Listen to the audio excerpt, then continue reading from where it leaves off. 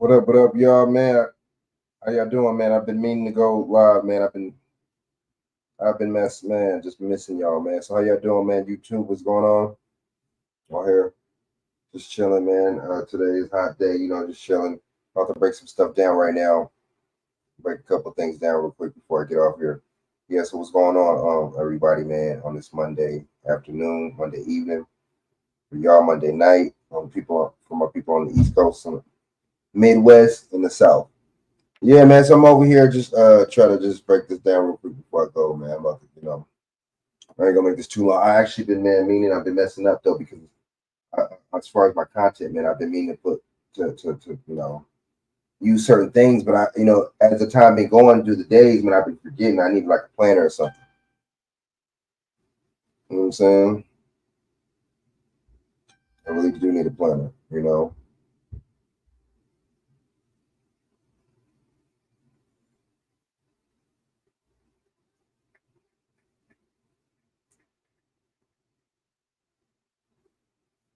so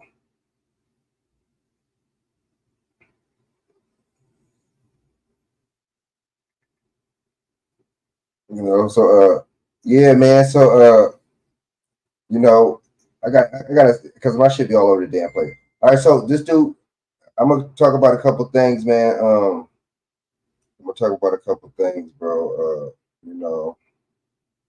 A couple things real quick. You know what I'm saying before I get off here. So yeah, man. So all right, so let's go on this real quick. So they talk about valor and all this valor, some stolen valor, right? So they try to say that he didn't serve. He served. He was a sergeant. He was a command sergeant.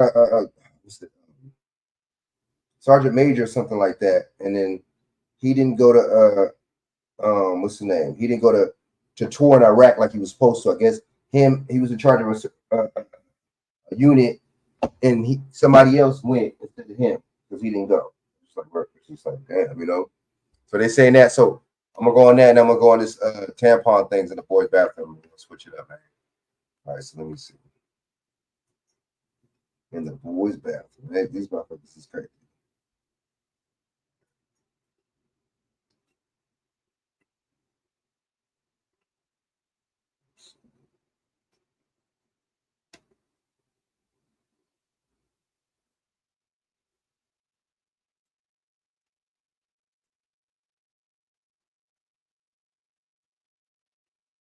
All right, so this fair use.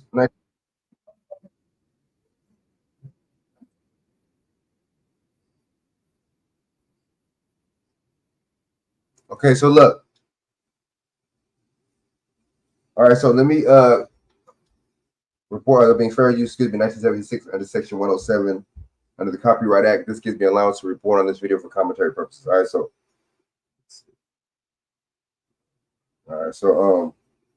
let's see what the hell they talking about with this dude, bro.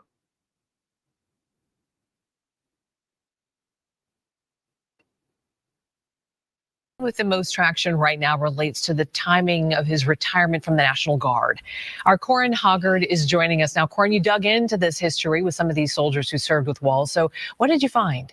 Well, Amy and Randy, soldiers, of course, are humans too, just like everybody else. So they don't agree on everything and they have different perspectives on this. So we also checked the timeline to find the truth as Walz faces these allegations of abandoning his troops. J.D. Vance launched a new line of attack this week in his political war on Tim Walz. You know what really bothers me about Tim Walz as a Marine who served his country in uniform? When the United States Marine Corps, when the United States of America asked me to go to Iraq to serve my country, I did it. I did what they asked me to do it, and I did it honorably, and I'm very proud of that service. When Tim Walz was asked by his country to go to Iraq, you know what he did? He dropped out of the Army and allowed his unit to go without him, a fact that he's been criticized for aggressively by a lot of the people that he served with. The accusations stem from a Facebook post by a pair of soldiers back in 2018 when Walz first ran for governor. They make it sound like it was a surprise. It was not. He had talked about it for a very long time, not only with the higher ups, but with his soldiers. The true timeline of Walz's National Guard departure after 24 years of service looks like this. He filed to run for Congress in February 2005. In March, the military raised the possibility of his unit being deployed to Iraq.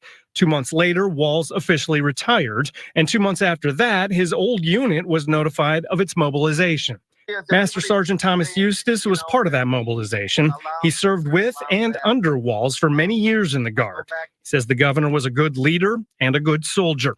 Feels like the attacks on Walz's service are out of bounds and coming from people still bitter about losing promotions to the future VP candidate. Like I said, I don't agree with a lot of his politics, but Tim Walz is a good man and he was a good soldier. And for people to vilify him, it's just not right. And I heard from 3 other members of that unit as well, and they all have issues with his politics, but they said his service was honorable or better. Corin Hoggard, Fox 9. So the Harris campaign scrambling to put out the fire sparked by the military record of Kamala's running mate, Tim Walz. They had just had to clean up some false comments about that he made, carrying a weapon, quote, in war, saying the governor simply misspoke. But the stolen valor accusations, they keep coming. Listen to his former military superior. Tim Walz knew the processes and the procedures. He went around me and above and beyond me and went to get somebody to back him to get him out of there without, it was just a backdoor process. So the Kamala campaign, they try to keep it quiet. They're not talking about it. Then on Friday night, and you know that's when all the stuff gets buried, they put out a statement saying he misspoke. And the media then immediately shifted to, good for them for admitting it. Okay, now we can all move on.org. And then you think about the same media that they took Brett Kavanaugh's high school yearbook and like got the Ouija board out and tried to figure it out. It took people on the internet 5 minutes to figure out that this was actually something that had happened, this embellishment. We all misspeak. I once misspoke in Iraq during a Operation Desert. No, I will defer to people who served, whether or not this is stolen valor or not. But I have, and they're pretty loud and clear that this guy peddled a greater version of his service. And Joey Jones was on my show Friday, and he said something that was really perceptive. When he exaggerated his service or he never corrected anyone when they would indulge his embellishments, he was denigrating his own service, basically saying that my service in the National Guard wasn't good enough. So I had to say these things because, and then you kind of know that he denigrated it because he also denigrated others in the National Guard by saying they're just 19-year-old cooks when he had the opportunity to have them come in and quell the rioting and the arson. But I think the most adolescent argument that you're going to find is, well, you didn't serve and Trump didn't go. It's like, well, yeah, I never said he did. I never said anything. I never said I did. It's not about serving, morons. It's about lying about service, which is why bringing up Walz's 24 years in the National Guard as a way out of this debate is BS. Stolen valor is almost entirely performed by people who have served. That's why vets hate it so much, because it's usually somebody in that world. Yeah. It's not like Brian going around telling everybody, he was a Green Beret anymore. He just wore one. Yes, yeah, and that's all he wore when he used to.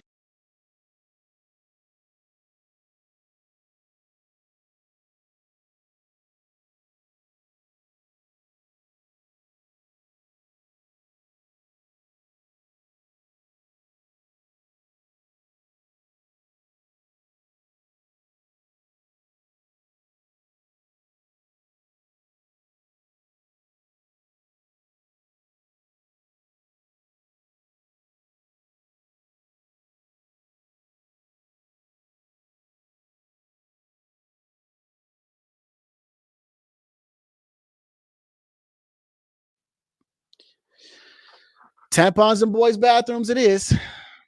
I guess maybe I'm the only one that doesn't understand that, right? Maybe I'm just a little too old-fashioned to understand why men should never touch a tampon, right? I even know what it looks like. But this is a video of my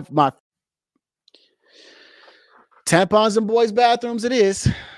I guess maybe Maybe I'm the only one that doesn't understand that, right?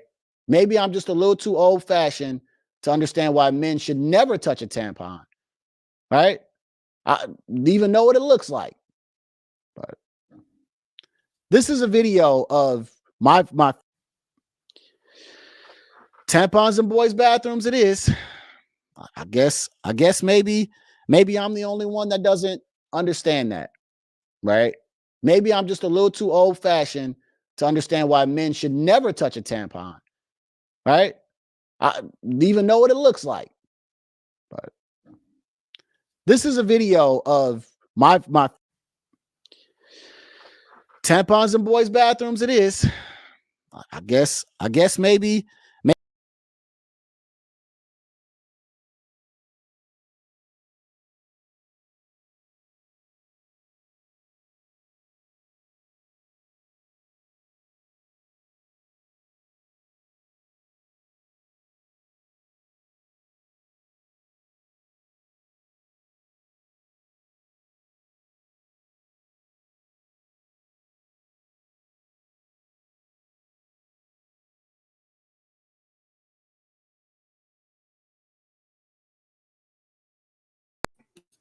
How weird is that? What is that all about? You know what I'm saying? Why would you hand out tampons like that? Bro, to boys, dude. Like, just conditioning it. If it's not conditioning, if this is not an agenda, you know what I mean? I don't know. I'm just confused on it. If this is an agenda or not. Are they trying to push this on boys or not? I'm confused. Oops. DJ, what up, man? Let me know if you want to jump on. You feel me?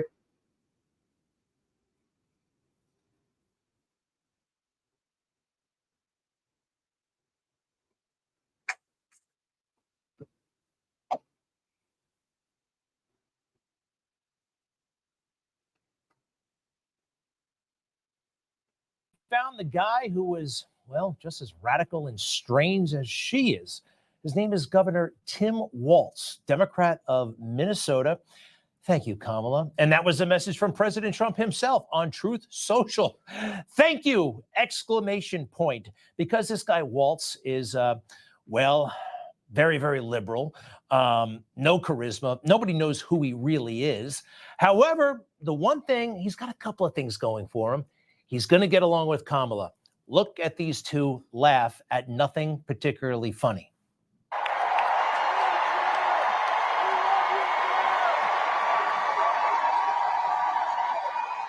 It was about 20 minutes of this, just laughing and giggling. I know, okay, you want to celebrate, but even for a moment like that, it was a bit much. So now it's the Harris-Walz ticket. It was just Harris for president. Notice how there's no promise for America. It's a promise for her. Harris for president, not make America great again or anything like that. No agenda for the people, just one for her, make her president. Now it's Harris-Walz. Quite frankly, they just don't look compatible. There's something Harris-Walz. How's that for a campaign theme? How do we get here to a relatively nondescript but very, very liberal guy is now the Democrat nominee for vice president? This, no kidding, is what made him a hot commodity in Democratic circles, a word that most of us first used in second grade and pretty much dropped it around third. These are weird people on the other side. They want to take books away. They want to be in your exam room. That's what it comes down to. And don't, get sugarcoating this. These are weird ideas. If he has laughed, it's at someone, not. See, damn, how you gonna talk about weird and this and weird and that, man? You don't want to put tampons in the boy. You can't make this stuff up, man. I mean, y'all don't see how these people are just in the game and in the business of just total just chaos and rulership and just nothing for the people and everything for the businesses and the bureaucracy. Y'all don't see that? That's why I'm not all gung-ho about this Trump and Kamala, vote for this person, that person thing, because nobody's going to do nothing for you at the end of the day. Is anything really going to change? Did Trump drain the swamp like he said? No. These bureaucrats and all that is just as much as richer now. Come on now. We can't just blame, Biden. Dude, he didn't do it when he was in there either. with someone. That is weird behavior. That stuff is weird. They come across weird. Oh, Weird. Oh, that's so edgy. That's so interesting. Calling us weird also, that's kind of ludicrous considering Joe Biden sniffing hair and all the stuff that this guy is into. Let's give him a shot, though. Let's look at the pros and cons. I really tried, and this is what I came up with. On the pros side, he looks relatively normal. He does look a lot like a social studies teacher, one that I actually had. And rumor has it, he likes to fish. And they think that's going to fool the people. Like, oh, he's a good old boy. He likes to. nah, the pros, he looked just like one of them white. He just looked just like one of the Bernie Sanders.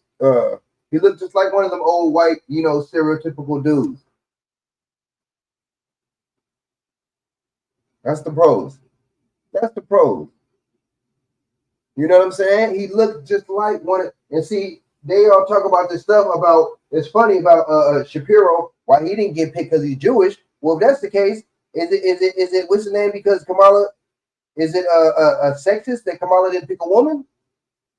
See, I don't want to hear. I'm tired of these excuses. I'm tired of all this BS. And at the same time, at the end of the day, they try to make it seem like there's some kind of fight for them to pick the VP when they're already selected. They know who they're gonna pick. It's the what's the names, the administration that be picking them. It ain't just. I'm gonna break that down too. What's the name broke that down real good? Dan Calloway. I'm gonna break that down too. What the administration's role in all this stuff is. Fish. I don't know if he actually does like to fish. Makes no difference to me. On the cons, let's go ahead and put that up. Totally insane politics. He is weak. He is woke, a radical liberal, the very online adult daughter. More about her in a moment. And the first. Let's see. I'm tired of these people using that word woke like that. I'm tired of them using that word woke like that. I'm tired of it. They see that lets you know that these people design the trends. The Tavistock Institute Committee 300. They design the trends in the fads, in the fashion, all that.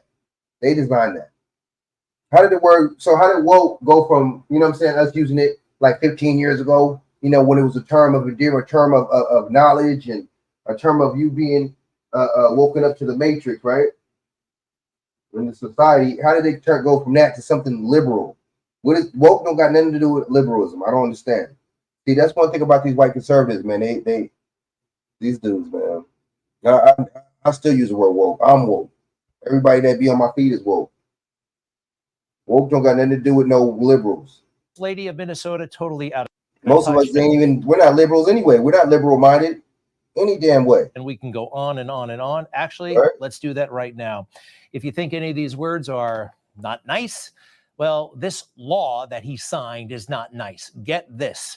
Tampons, the tampon law. Public schools provide menstrual products for free in girls' and boys' bathrooms, grades 4 to 12.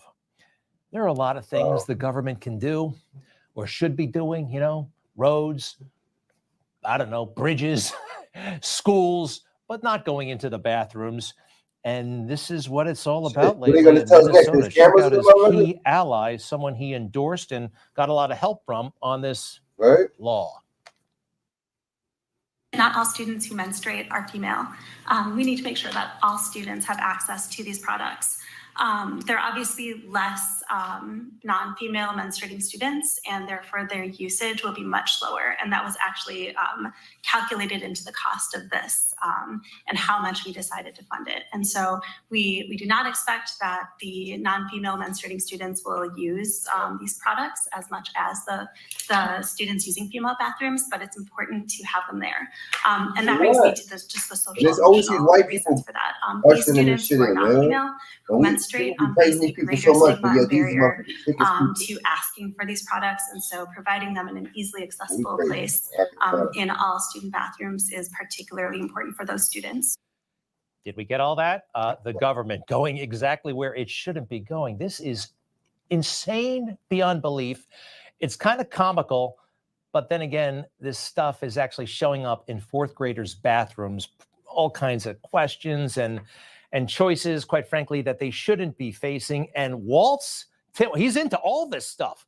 Look at him clapping at like a lunatic. This trans person said something he liked.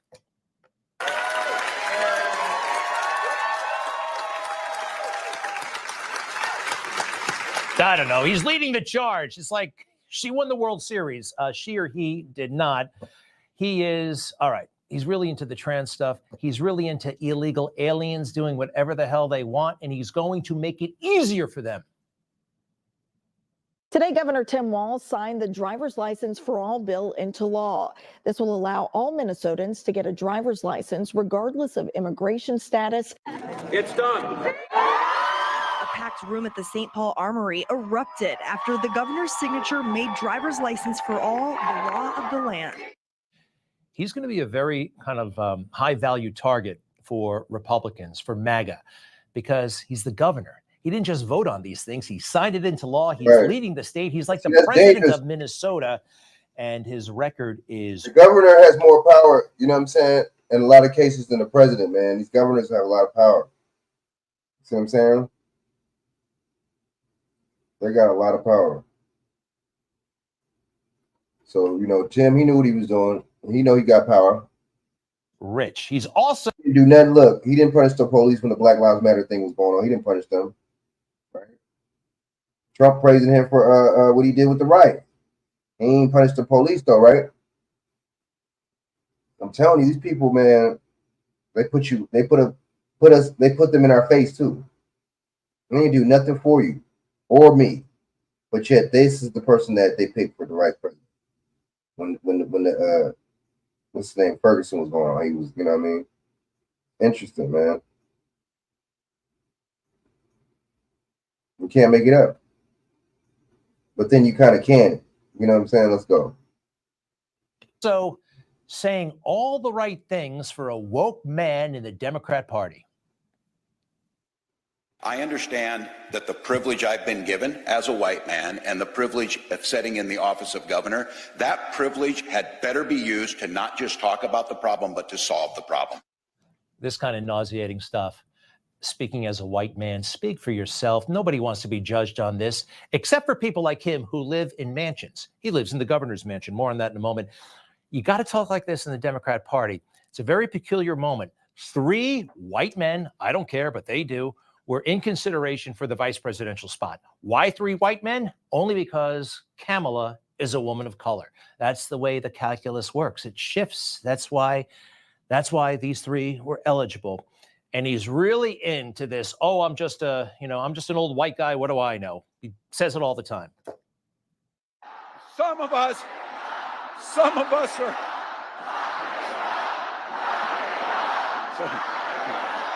Some of us in here are old enough to remember. I see you down there. I see those old white guys. Some of us are old enough to remember. I hate that. It drives me crazy. And it usually is said by leftists, white people, right, as a way to enhance and fortify their power, their status. Speak for yourselves, but it trickles down. That's actually fashionable. In your neck of the woods, what about at the bus depot, right? What about around here? Nobody wants to be judged on the color of their skin, but it's fashionable and it's a trick. But when the police kill or shoot one of us or does something or judges us, you guys turn a blind eye to it. So it's fun. It's only racism when somebody says or does something to white people that y'all don't like. I noticed that. But when somebody, goes upside somebody black's head or black on black, somebody shoots somebody black or somebody black shoots somebody black, or if a cop does it, or if a cop beats on somebody or shits in the jail or something like that unjustly, you guys don't have the same energy. That's why when I hear these Europeans talk like that, I just ignore them because I know it's not true. I know they don't feel that way. I know they do judge people. They're the main ones that judge people on the color of their skin. They probably don't want to be judged, but they don't get judged. So for him, it's easy for him to say that because when has he been judged by the color of his skin? But from who? You talk about he hate that. But I see what he's saying in a way too, because that's pandering. This dude trying to pander like he's the hip white guy. Like he ain't the average white dude. For him to enhance his power. Does that make sense? I hope so. All right. Also, on the George Floyd stuff, this guy failed miserably. Y'all remember what happened to the Oh, yeah. He failed. Yeah, he failed to punish the police. Right. You see, this is what I'm talking about with these conservatives, man. With these white conservatives, man. They so full of shit. They'll bring up a George Floyd incident. They'll bring up something with riots or something like that, or an unjust, and they'll just talk about the riots, or they'll talk about the loot, or they'll talk about this and that. Which I feel you, yeah, talk about the loot and the riot, because that's that was wrong. You know what I'm saying? Even though white people be rioting just because their team didn't win, but anyway, that's another story. But talk about the unjust though. You ain't gonna bring up George Floyd. You're not gonna bring up the fact that the police didn't get punished, right? You're not gonna bring up the fact that y'all still gave them federal funding after that. Like I'm not a one side. I'm just like when they talk about stuff like this, it's just not. It don't even count. Oh yeah, they felt the riots and this and that. Okay, well, what about didn't somebody black get killed though? Didn't a black boy get killed by the police? I'm confused. What they say, right? Allegedly. So we're not talking about that though, right? But then see, this dude is full of shit because I thought Donald Trump just gave him credit the other day for his fast response. Precinct and the rest of that city, and he was totally late. Everybody understood. This is a huge liability. I don't see how we got nominated here. I mean, everybody understood. All right, so he was late. He didn't deploy the National Guard for like 4 days as that city erupted. Because I think, quite frankly, being a white person. But I'm not judging this dude. I mean, I'm not saying that he shouldn't have. But the National Guard, man, what happened to what's up with the police for it? See, I don't get this shit. Y'all fund these motherfuckers to give these police all this money, and in Obama with the blue alert, they gave them military weapons. Why would you need the National Guard if they have military weapons? Inhibited him. Oh, who am I to call for law and order? And this man, just because you white, see, they trying to be funny. All right, let's go. All right, let's go on something else because this dude is getting on my nerves. He's too condescending and shit. I don't like fake shit. You know what I mean? I like all around. You're gonna talk about motherfuckers, bring up everything. All right, so look. Speaking of Donald Trump, Felicia Lockhart had a dope show. Check it out. Lockhart Perspective earlier. It was good. Her and Judge Joe Ryan was on.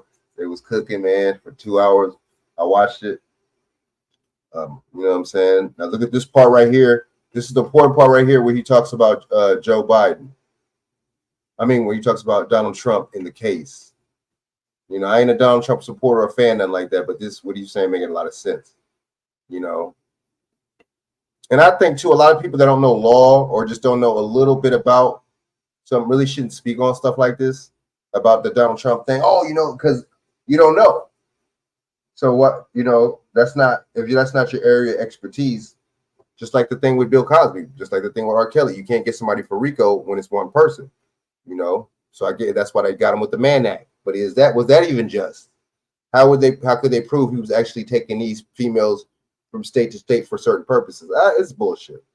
That's just like you having a girlfriend and you can't take her to another state, or a friend you can't take to another state on a vacation. It's just bullshit.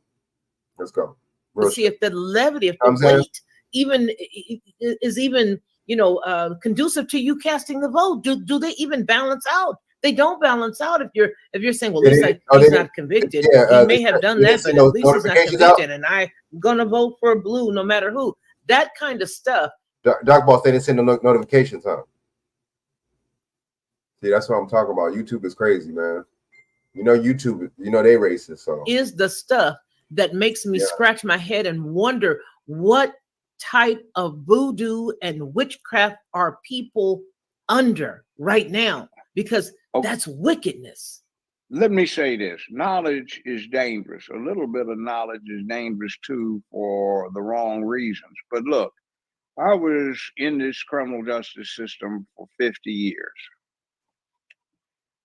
I looked at those 34 counts, which should have been misdemeanors, except they involved the breaking of federal law, which is not state jurisdiction. That's not New York's business. But I looked at it, and myself, other criminal court judges, other criminal lawyers, we all saw the same thing. Not every one of us, but let's say the majority that counts. And that's this: in order to pay somebody in order to commit the crime of paying hush money to somebody, there has to be a crime that's hushed.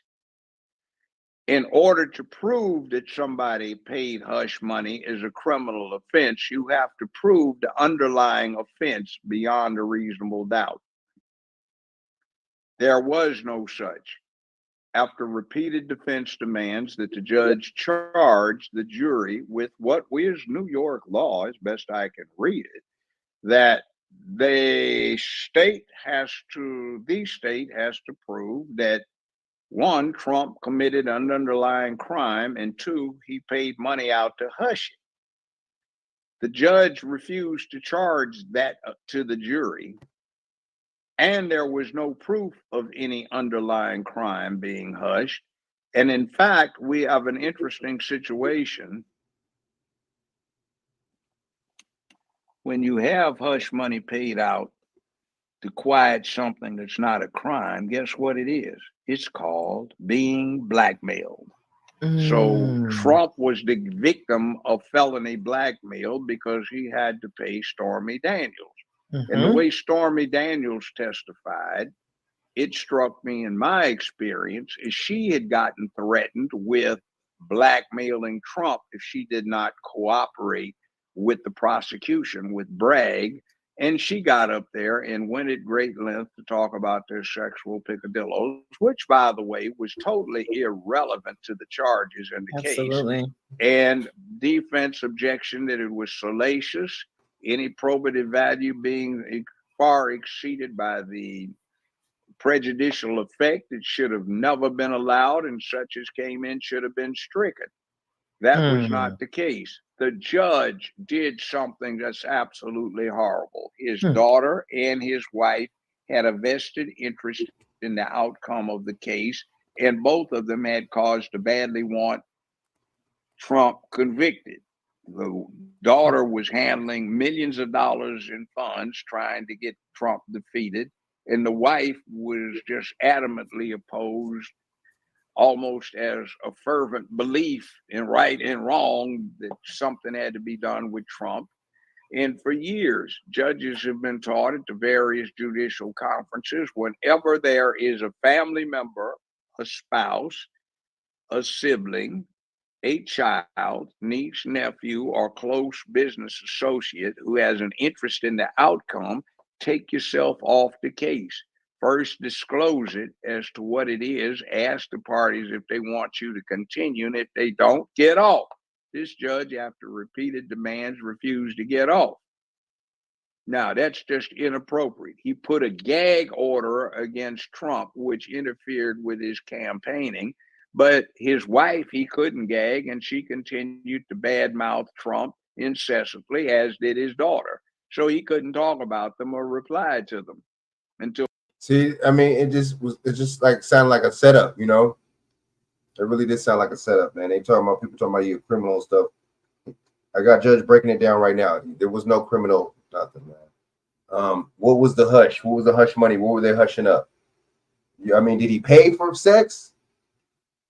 I mean, that's what I'm confused. You know what I mean? Until somebody straightened him out, and then he got to reply if it was political. You know, that's interjecting due process into the mix of criminal justice, not to make it due process of law, but to subvert criminal justice, to use it as an instrument of repression of political activity. That's lawfare. That's the new name. There is no way on earth that those 34 convictions are going to stand upon appellate review. It was a horrid transgression upon the sanctity of American law.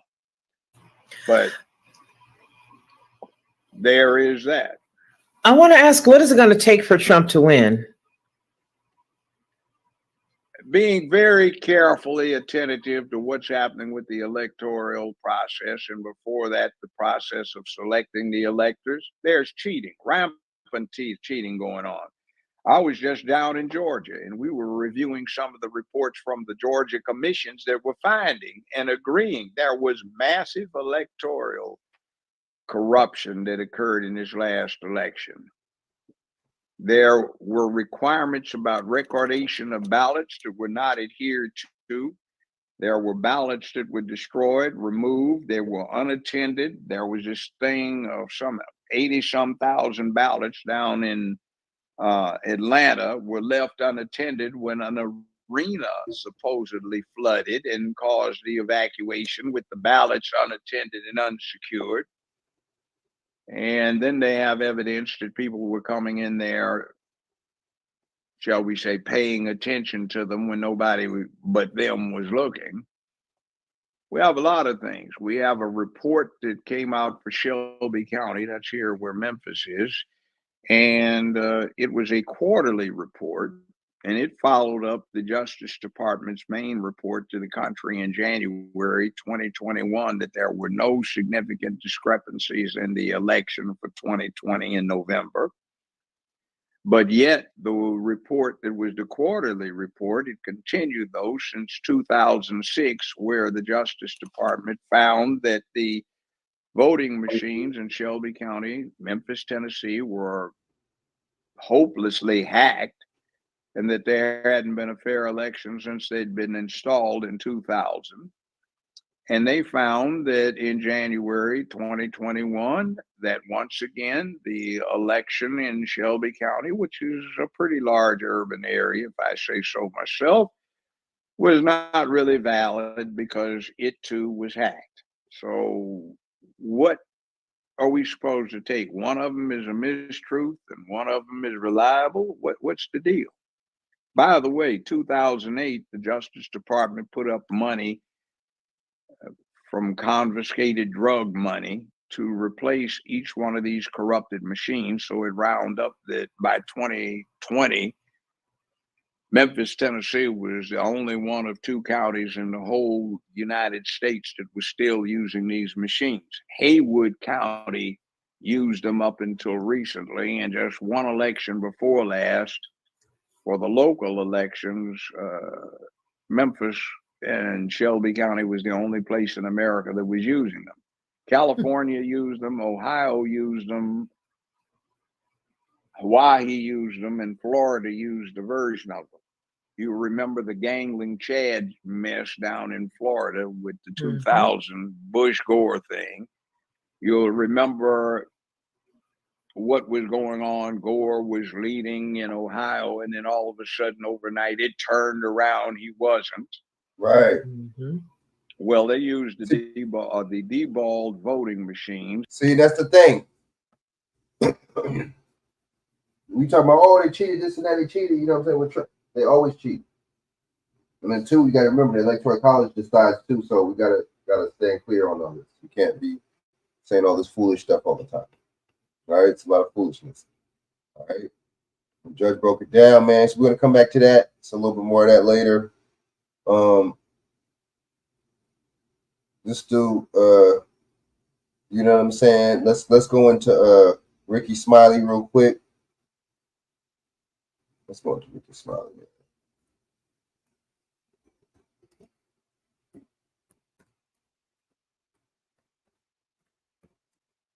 Excuse me.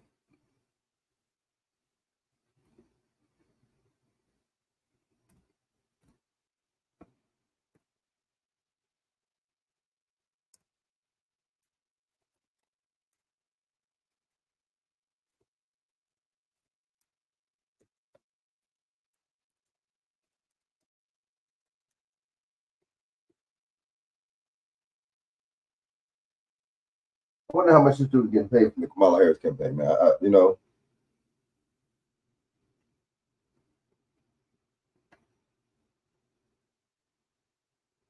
this dude Travis Smiley going on.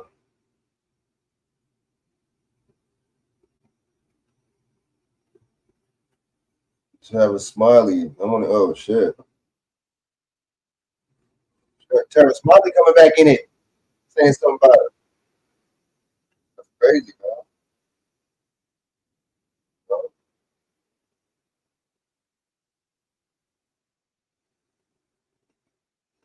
From all these commercials.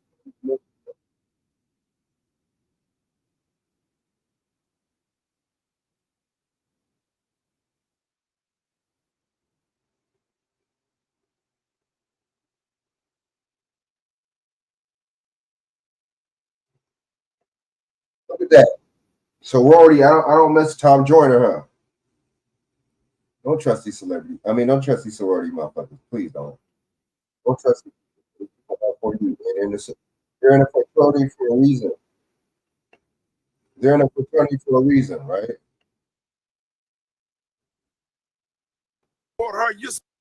Shout out to Phil Levi Show or African Diaspora Channel. Subscribe, watch him, check him out. Phil Scott Podcast, check him out. This dude is so full of shit. Y'all really mean to tell me if you don't vote, I vote for Kamala as I vote for Trump? This is not the high school valedictorian we talking about. We talking about President of the United States. It don't work like that. One vote doesn't go to another. It don't automatically. What is wrong with this dude? You know, you see, you get false narratives. You know what I'm saying? From motherfuckers that don't know nothing about politics. Ricky Smiley don't know nothing about no damn politics, man. He don't know shit. You are definitely supporting Donald Trump. Paid. These people getting paid, even if he's not necessarily getting paid. He's still in one of these fraternities. Kamala was in a fraternity. Tom Joyner, all these motherfuckers was in fraternities. You know, that shit benefits them, not the rest of the so-called black community. So that fraternity shit is out the window to me, really. You can vote for who you want to, but don't be trying to encourage other people and sit up there and put bad stuff. Where's that same energy for Donald Trump? Yeah. Why? I'm just like, weird, don't man. vote for him. It is what it is. Y'all not even out here doing real research. We're talking about Kamala. What does any of this got to do with Donald Trump? See, that's some bitch ass shit. Real men don't deflect like that. That's some like kid shit. You know, that like 6th grade psychology. We want to deflect onto the next motherfucker. That's somebody that does not know how to take accountability for their actions. What's the point of you calling yourself an adult if you can't even take? I mean, that's like, come on, man. This don't got nothing to do with Trump. I ain't no Trump advocate or nothing like that. Come on, I'm tired of this shit. I really am. I'm tired of these motherfuckers putting everything on Trump. Trump don't have anything to do with this shit. Nothing to do with any of it. Are we serious? Let's go. And look at her record. If you do the research on whatever. Yeah, we're looking at her record. Her shit was terrible. And we are doing the research. This motherfucker's coming out that she locked up. Man, what are you talking about? What is this dude talking about? I want one of them dudes saying this. See, this is the type of dude that pushes so much propaganda. He will not bring one of them people that fell victim to Kamala that got locked up on her. He will not bring none of them on his show. He's full of shit. Right? Let's go. Stop believing everything you read and do real research. You can see what a record is. You can see what she have done. I think you can Google what have Kamala Harris done for the black community, or things that black people benefit from a lot. We need to stand with her. Yes. We need to stand with her. She's great. Absolutely. She will make a great president. And what a blessing to be living in the time where a black woman can become president of the United States of America. In our time, we get a black man and a black woman. Bro, none of these people are this very ambiguous. She is not black. At least Obama looked the part, and you could tell he's mixed. You know what I'm saying? But see, Obama had a black wife and black kids, which interesting, had a black family, you know what I'm saying, family. But then, and then you had certain black women hate on him and just hate, you know, and just not have the same energy with what you got with Kamala. But then Kamala has a white husband with white kids, and Kamala has no kids. I just think, I don't know, man. I just think we be stop getting into your feelings. You know what? I don't feel like doing shit. I don't feel like having to take no bills or taking no responsibility. I don't feel like it. But guess what? That's not reality. We got to get our feelings, man. I mean, damn. Go and ask people we talking about here. We ain't talking about no little kids, man. And what he's saying is not factual. It's not backed by any data. It's backed by not backed by no statistics. These are the motherfuckers we listening to too. Woman become president. That's unheard of. Come on, man. Stop it. Message. Be on the right side of history. Be on the right side of history. That's so. It's just the Amber The right Rose and everybody got this dumbass nigga co-sign in the back. You know, it's not. It's crazy. It's not just females pushing this bullshit. It's these I guess it's a man. These videos and stuff and talking about Kamala I Harris. was just saying that because he's pushing Kamala. I'm just saying this because Ricky Smiley's full of shit. He's very suspect. He done won dresses and shit movies before. Very, very zesty dude. So I'm just saying that because of that. My bad. Harris talking out of both sides of her. How would you say something so disrespectful, even if? So we supposed to respect who Kamala is? Who is she to respect? I mean, this. You know what? This is talking at people, not talking to people. And this is don't. I would never let no grown ass motherfucker talk to me like that. Man. I'm so sorry. Like you got me all the way fucked up. You know what I'm saying? You better slow your roll. And somebody, I don't know this much. You know what I mean? Just because you're a celebrity don't mean that you can't get checked. You know? You felt that way. I Your guys get smooth cursed out. dare make a video or say nothing like that to the vice president. Oh, you better not say nothing to the vice president. You talking to somebody's kid or something, his kid or something. United States of America that's trying to stand up and that's going to possibly pick 2 United States Supreme Court justices. And that's not good. I'm glad he brought that up. That's terrible. If she gets in there and picks a new justice, it's not good. For example, for gun control, that's not good. And check this out. People that live in Democratic states are going to feel this the hardest because she is a Democrat. So any Democrat policies, 90% of the time, those states that are Democratic is going to go with her policies. Say if Trump or somebody, or gets in a Republican, those states do not have to go with their policies. Does that make sense? Because it's all about the states. States' rights. States have the jurisdiction, right? You know what I'm saying? Or whatever, to try to keep the laws in place that Thurgood Marshall and all of the people that have paved the way and try to redo and get back into some of this settled law, women's rights to choose, your voting rights, and Brown versus the Board of Education. Do your homework, black hold people. up. Let me just tell you something right here that could be very historic. And Kay pointed this out to me. If Kamala Harris is elected, she would be sworn in. She could be sworn on in MLK Day by the first Black Supreme and Court, possibly by Ketanji Brown Jackson. Okay, see, I don't like symbols. I like maybe like symbols, shapes and shit like that. Like when I was a kid, and symbols like star shapes and constellations and shit like that. But all this symbolism stuff is ridiculous, man. But see, they know grown people are stupid. They know grown people aren't going to do their research. They know people are going to stay in their feelings. They know they're going to look at it the aspect of shit. It's not black. Or so-called black. How come the Indians ain't backing her up like that? Why are the Indians not backing Kamala Harris up like that? The Indians not have her back. None of the Indians is backing her up. Why is that? Why is the Jamaicans not backing her up? No blacks. No Indians. No Jamaicans backing her up. Wow. What so-called black people are supposed to, right?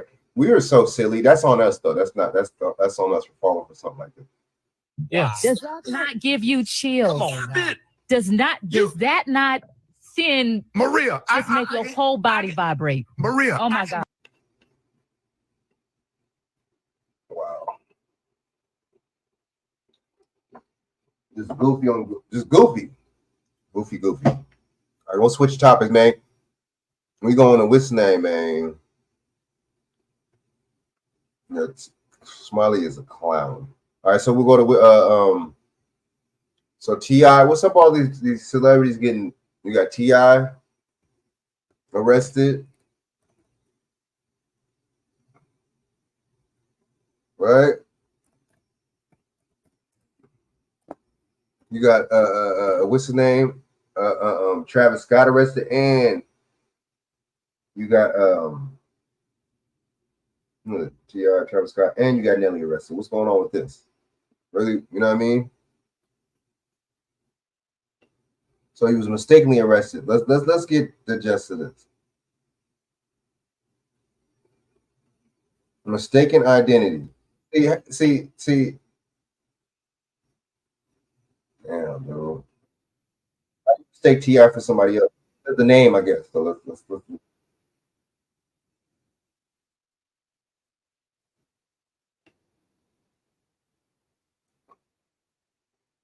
That's good.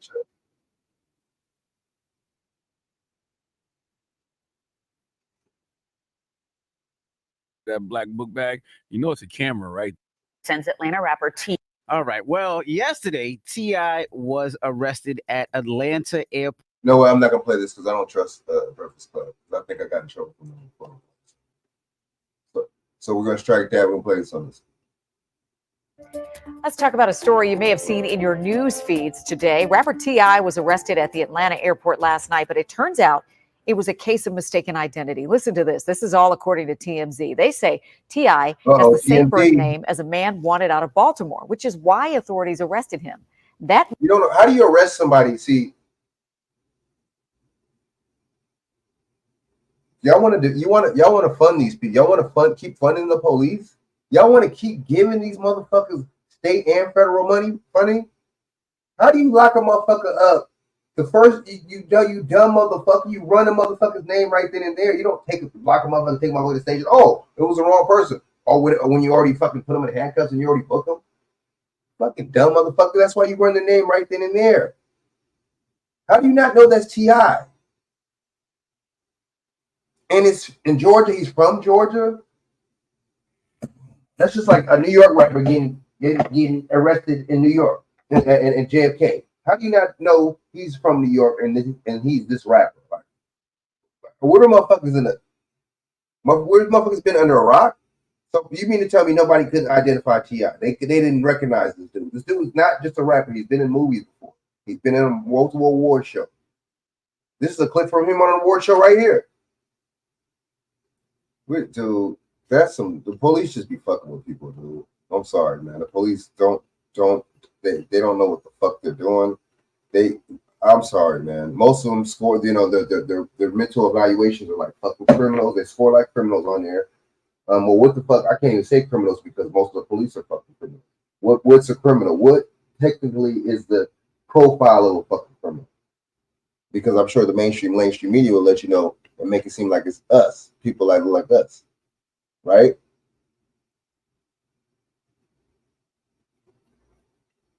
How do you not know T.I.? That's just the stupidest shit. You don't run a motherfucker's name. Okay, sir. Okay, we think you might have a house phone warrant. If I was T.I., I'd say, okay, check this out. Run my name right here and there. Run my shit right now. Out of Baltimore. I'm not from Baltimore. Check my. See, this don't make sense because he didn't have a fucking ID on him. Yeah, see, we don't think, man. Let me get it. Here. Does that make sense what I just said? How do you if this is a warrant out of Baltimore and if I have a fucking Georgia or Atlanta ID, how the fuck do you get a mistaken identity when I have my ID on me? How is there a case of mistaken identity when motherfuckers have information? Dude, we can't make this shit. Man, Clifford Harris, is facing charges for violent behavior toward a woman and stalking. T.I. was taken to the Clayton County Jail, but his attorney eventually cleared up the misunderstanding. This is how they do black people, right? This is how they do black people. Oh, there's some good cops. You know what a real smart cop would say? Wait up, this motherfucker looks familiar. Because he looks familiar. Hold up, this might be T.I. He might be a rapper, somebody famous. Look, sir, can I see your ID? Boom. Okay, whatever his ID say. Okay, let's run this. Let's run that warrant. Let's go to the vehicle to run the warrant. We're out of Baltimore, stalking and all this bullshit out of Baltimore. This the famous rapper, right? Stalking charges, whatever. Famous rapper out of Baltimore. Stalking out of Baltimore, whatever bullshit charges.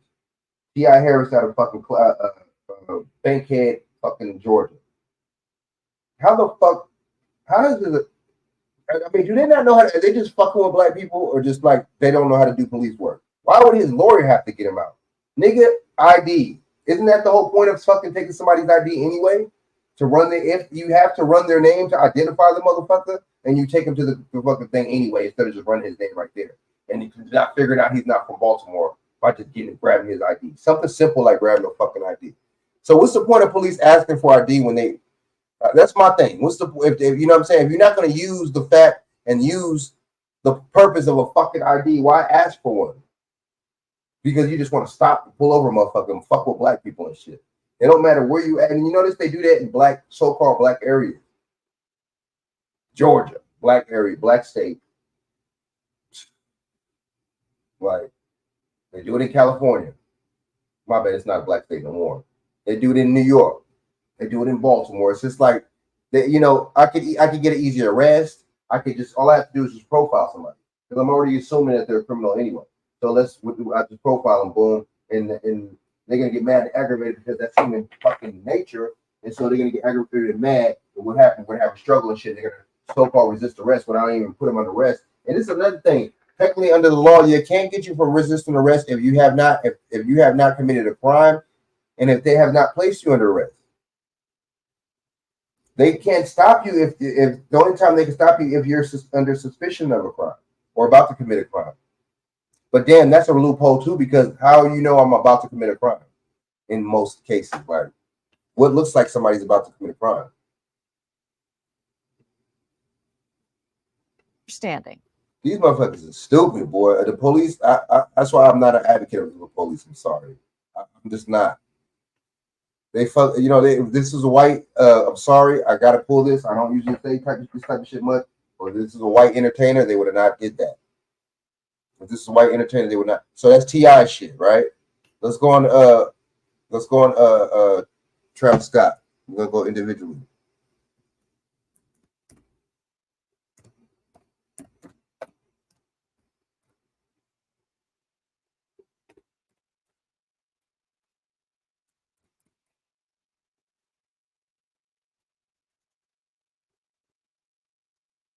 See, this is another psyop because he was arrested. So remember he was detained in one of them countries when Trump was it's funny. See, this is so fucking staged because when Trump was the president, right? He got him pardoned or he got him taken out, released from whatever. I forget which country that was. Ukraine. I forget what the fuck that shit was. But now it's an election year now, and he got arrested in another country this year. It's just like y'all can't make this shit up. There's no such thing as coincidence. My bad. I just that's why I go hard on shit like this because I know it's bullshit. All right, so let's go to this real quick. You can't make this up, man. You really can't. It's like seriously. And we're gonna go to what's the name after. It was like T.I., him, and we're going to Nelly after. Study music theory, harmony, and ear training online with Berklee's renowned faculty. Since 2002, Berklee Online has delivered the acclaimed curriculum of Berklee College of Music to over 75,000 students worldwide. Studying online with Berklee. Travis Scott has reportedly been arrested in Paris. Local outlet La Parisienne reports the American rapper was taken into custody for acts of violence against a security guard at a luxury hotel in the city's 8th arrondissement. The report also claims Scott was drunk at the time of his arrest. Hours earlier, 33-year-old Scott was seen sitting courtside at the Olympic men's basketball game between the United States and Serbia. The U.S. won that game 95-91. A rep for Scott told the New York Post his team is in contact with Parisian authorities to resolve this matter quickly. The news comes as Florida police released body cam of Scott's arrest in Miami in June. From that incident, Scott is being charged with a... That got it. They do us dirty, dude. They use these celebrities. They do us dirty. So why would they release a time when he got arrested in Florida? What the fuck does any of that have to do with? So you're gonna paint the picture. Oh, okay. You're gonna try him in the court of public opinion, or you just gonna smear him because he's black. He a black person. He got so-called and he got money. So they don't even know how to act when they get money too.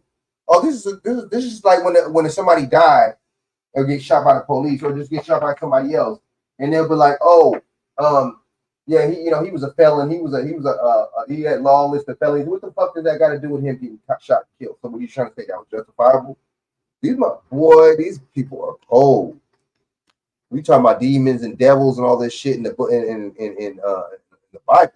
These motherfuckers is here on earth, man. I'm sorry. These devils and demons is here, man.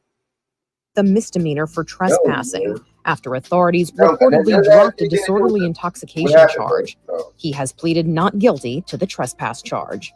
For Inside Edition Digital, I'm Mara Montalbano. Crazy. They don't do white people like white celebrities like that. What I tell you. They cover up for the white celebrities. You know what I'm saying? All them white pedophiles and stuff that what's the dude's name? Kevin Spacey and all these motherfuckers. You don't hear nothing about these motherfuckers. Dan Schneider and all them.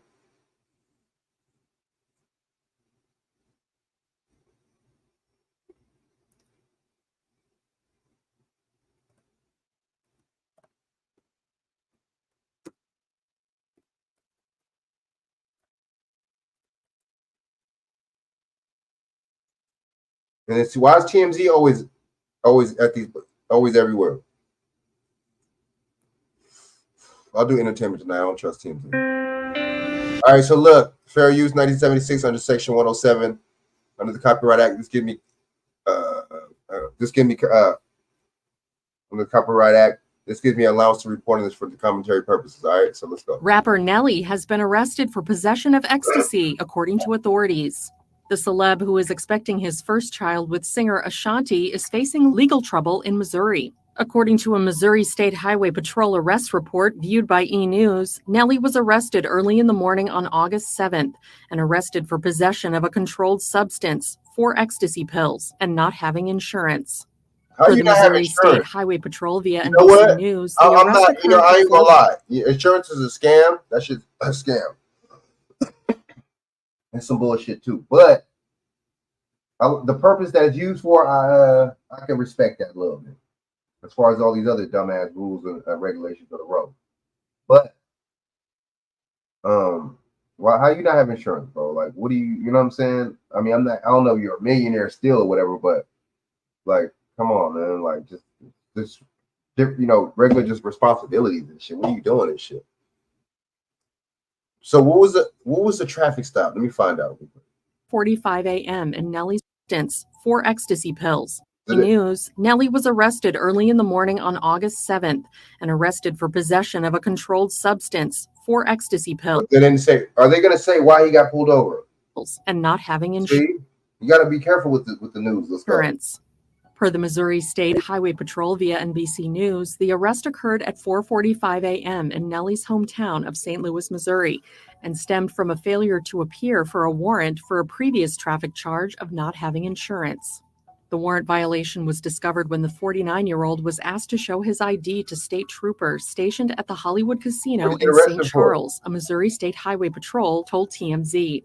Afterward, Nelly, whose real name is Cornell Haynes II, was searched, at which time he was found in possession of the 4 ecstasy. They're going to tell you why he got pulled over, though, right? Because they probably was some illegal shit.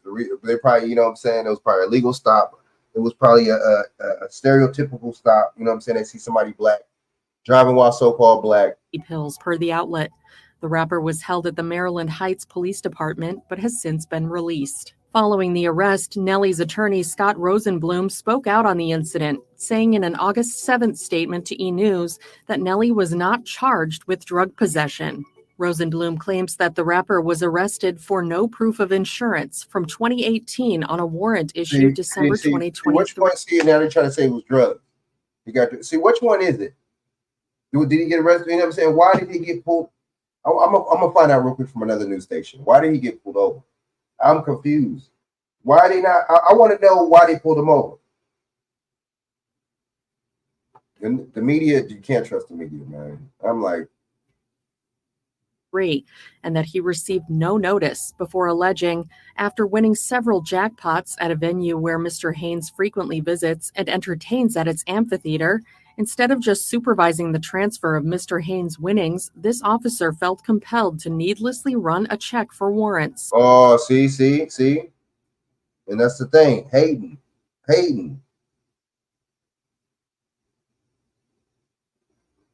Hayden, man. The Hayden. He was winning. Now, is this a police or is this a cop for this? I know that. No, I don't want to say it because that might sound stupid. Who was this person, right? What kind of The attorney continues, this officer then conducted a search without probable cause, where he claimed to have found alleged ecstasy in Mr. Haynes' personal property. As for the arrest warrant, Rosenblum argues that because Nelly often travels internationally, he is regularly asked to supply proof of no warrants and FBI checks, but this time there were none. He ends the statement with, "I am 100% confident this case will go nowhere, and we will be asking for an inquiry into this officer's conduct." News of Nelly's arrest comes less than 4 months after he and Ashanti shared they were engaged and expecting their first child together. Shortly after, public records revealed the couple had privately tied the knot in December 2023. So if he didn't get arrested for ecstasy, if that's not true, he should be good. It ain't gonna be too, shouldn't be too. I don't know how the motherfucking these southern states, you know, or Midwest states, I don't really know how they are. It depends on the state. With the marriage becoming official in St. Louis County, according to TMZ. The nuptials are part of a long history between Nelly and Ashanti, who first dated in the early aughts before separating in 2013. In September 2023, Nelly confirmed that they had rekindled their romance. He said on the Boss Moves with Rashida show, "I think it surprised both of us, but sometimes being separate, you understand one another more, where you could be like, well, yo, let me exactly see, maybe, what they see. Because, you know, we can all be defensive sometimes in our own relationships, and we know we're wrong, but we're going to stand on it." As for their baby, the new addition will be the first child for the couple and the third overall for Nelly, who is already dad to 2 adult children with ex Chanetta Valentine. He also adopted his sister Jackie Donahue's 2 children after she died of cancer in 2005. All right, let me see, man. So fair use. This is a monster who did this. I love you. So I just want to find out who killed my. And now, when gambling with a warrant, the big house always wins. Starring Nelly. Nelly won a jackpot, so he was gambling at a place called the Hollywood Casino. And they're making like this shit is funny. It's not funny that he went to jail. Like they're making a fucking. That's why I don't mess with TMZ. I don't know. I hope y'all still don't watch this shit. And they like this is not funny. This man got arrested. That's not funny. I'm not laughing. There's no what's so fucking funny about that. And it seems like it's retaliation on the fact that he was winning money. I can't stand this dude. But if somebody would have said something about some Jews, this dude Harvey would have been upset. You know what I'm saying? It wouldn't have been the same energy. It wouldn't have been the same thing that, right? So these people could dish it, they can't take it.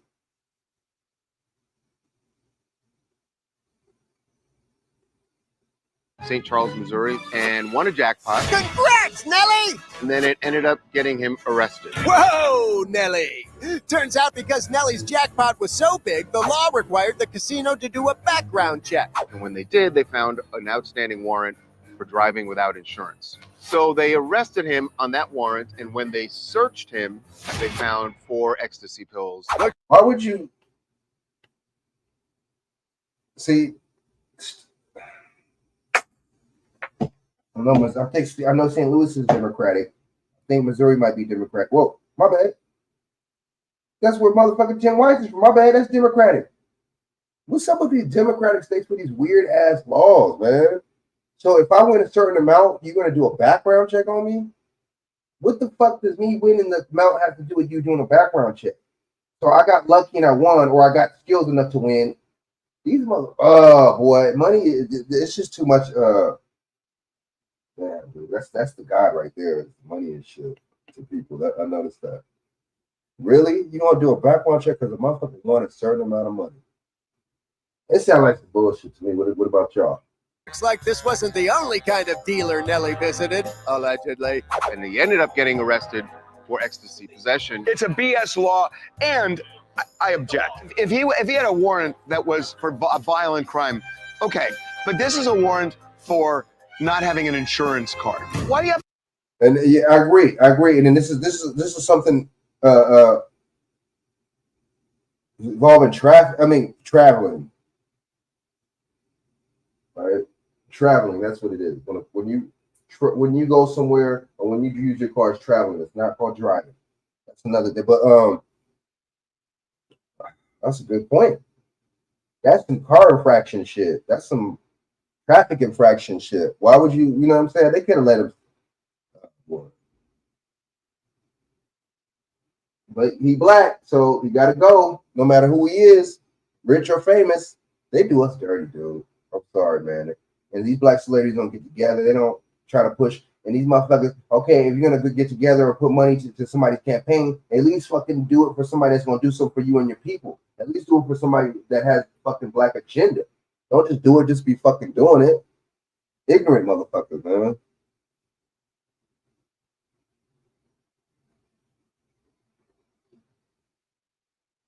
I don't trust these celebrities, man. I never will. I can't. I never will. So. I just can't. I don't.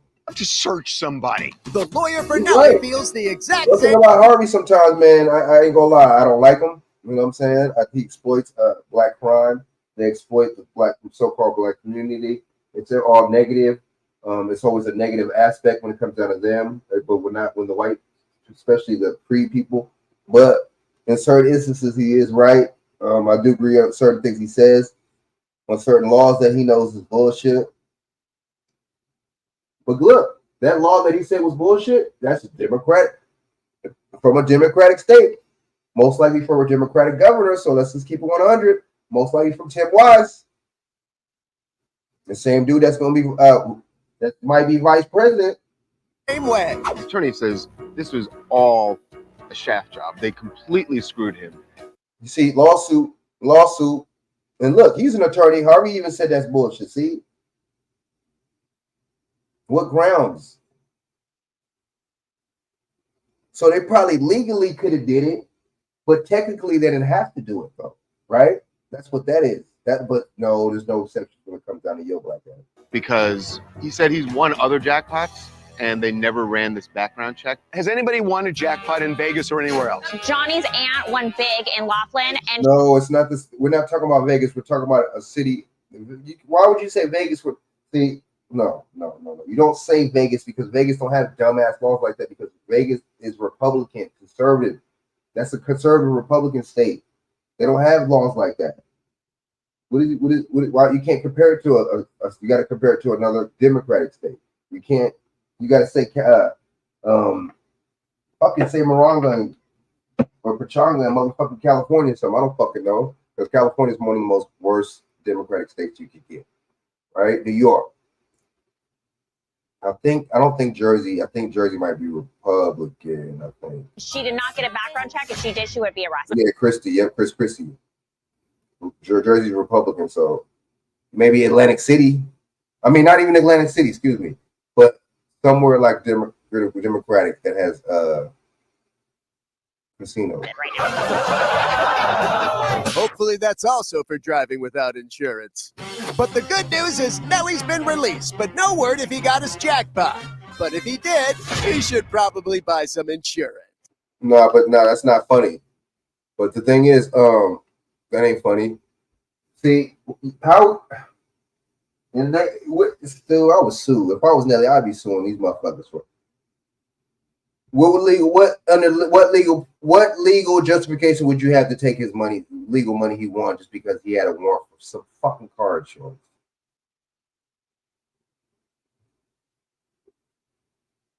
Oh, word. Word.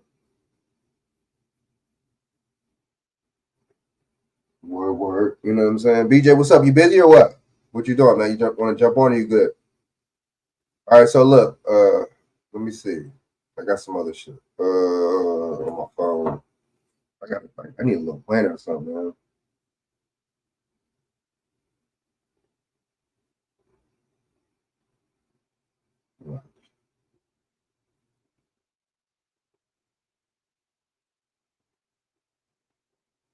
Hold up. What the fuck is oh, my bad. Got a little brain freeze. You know what I'm saying? Hold up. Oh, this is mine. Okay. I really like mine. Yeah, man, it's crazy, man. Let's see.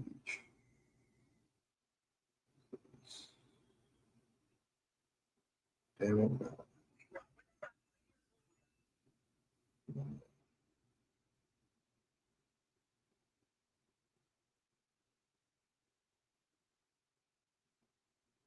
Well, you know what? There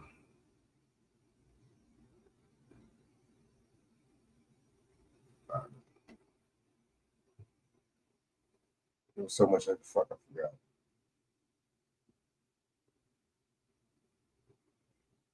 Oh, damn. Oh, damn, I'm tripping. Okay, hold on. No, I know what I'm gonna do.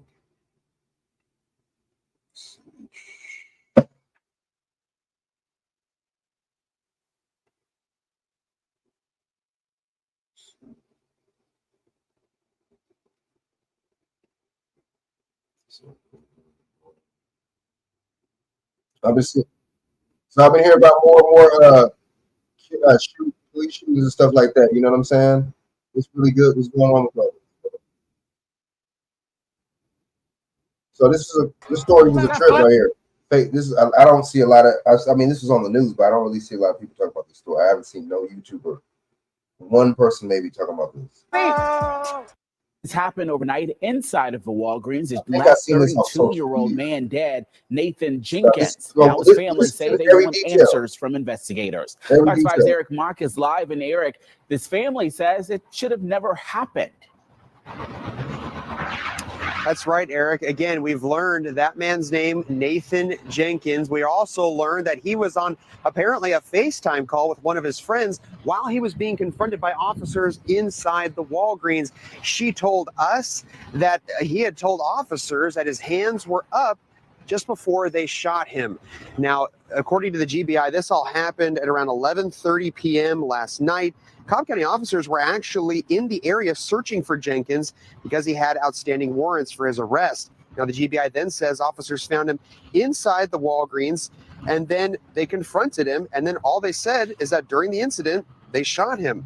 He was taken to the hospital where he was pronounced dead.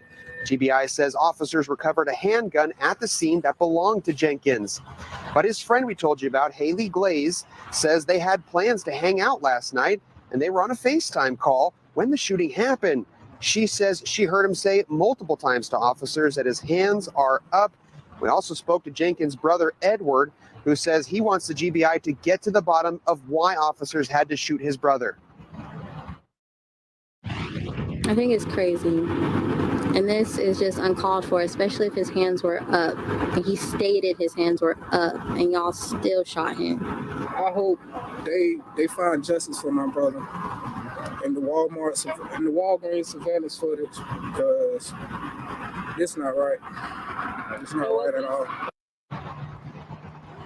Now, police have not said. Okay, where's the footage at? Where's the footage? Why did they still didn't release no footage yet from the Walgreens? Why was there no body cam footage? Did they even have body cams on? Why did they shoot him? Why were you okay? If this dude has a warrant, what happened? What kind of interaction happened? Right? But see, the police, the news, they report this like this, really broad and ambiguous, got you thinking, got you questioning, going through all types of twists and turns with these stories. You know what I'm saying? Said yet what Jenkins was wanted for. And if he was on FaceTime, why would you just shoot? You know what I'm saying?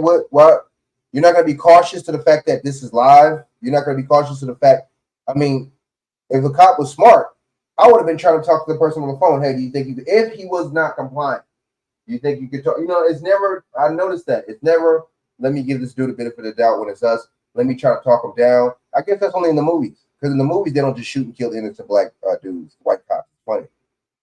It's, you know, I guess that's just in the movies where they aim at you, where they don't shoot and kill you, but they'll aim at you. And they'll give you demands and they'll give you want you to comply with certain orders and shit. But I guess that's just in the movies, man. I guess they don't really do that in real life. But this was an interesting one right here. And they also haven't said whether Jenkins did have his hands up during the. Why would you not release? Why would you not even say that? If you the cop, if he's so in the wrong, why didn't you say if he had his hands up or not? Because if he was guilty and didn't have his hands up, y'all would have sure said he did have his hands up, and y'all would have smeared him. Why was there not those little bullshit press conferences that they be giving? How come you don't see that? Why are you not going to say the fact that he had his hands up or not? Because you know that he didn't have his hands. I mean, you know he did have his hands up. You know he didn't have no fucking. And they told him, they had a gun. There was a gun on the scene. Where was the gun at? Was it in his waistband? You see how even the media didn't say, police said that the gun was in his waistband, or he had a gun in his hand, or he was brandishing it. You don't hear none of that. You just hear, the gun was recovered. Okay? See, when that's one thing about these stories, man. They don't make it any better how they report these stories. The altercation and whether or not he pointed any weapon at officers, we haven't gotten any. See? But so I put 89% he didn't point nothing at nobody. 89%. 89% that shit was probably concealed. Right? How was Georgia's gun laws? Are they strict? I know for sure George is Republican.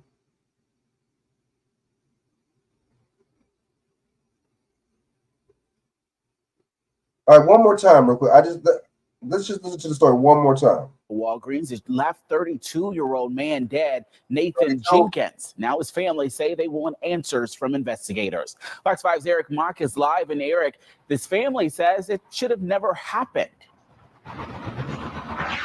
That's right, Eric. Again, we've learned that man's name, Nathan Jenkins. We also learned that he was on apparently a FaceTime call with one of his friends while he was being confronted by officers inside the Walgreens. She told us that he had told officers that his hands were up just before they shot him. Now, according to the GBI, this all happened at around 11:30 p.m. last night.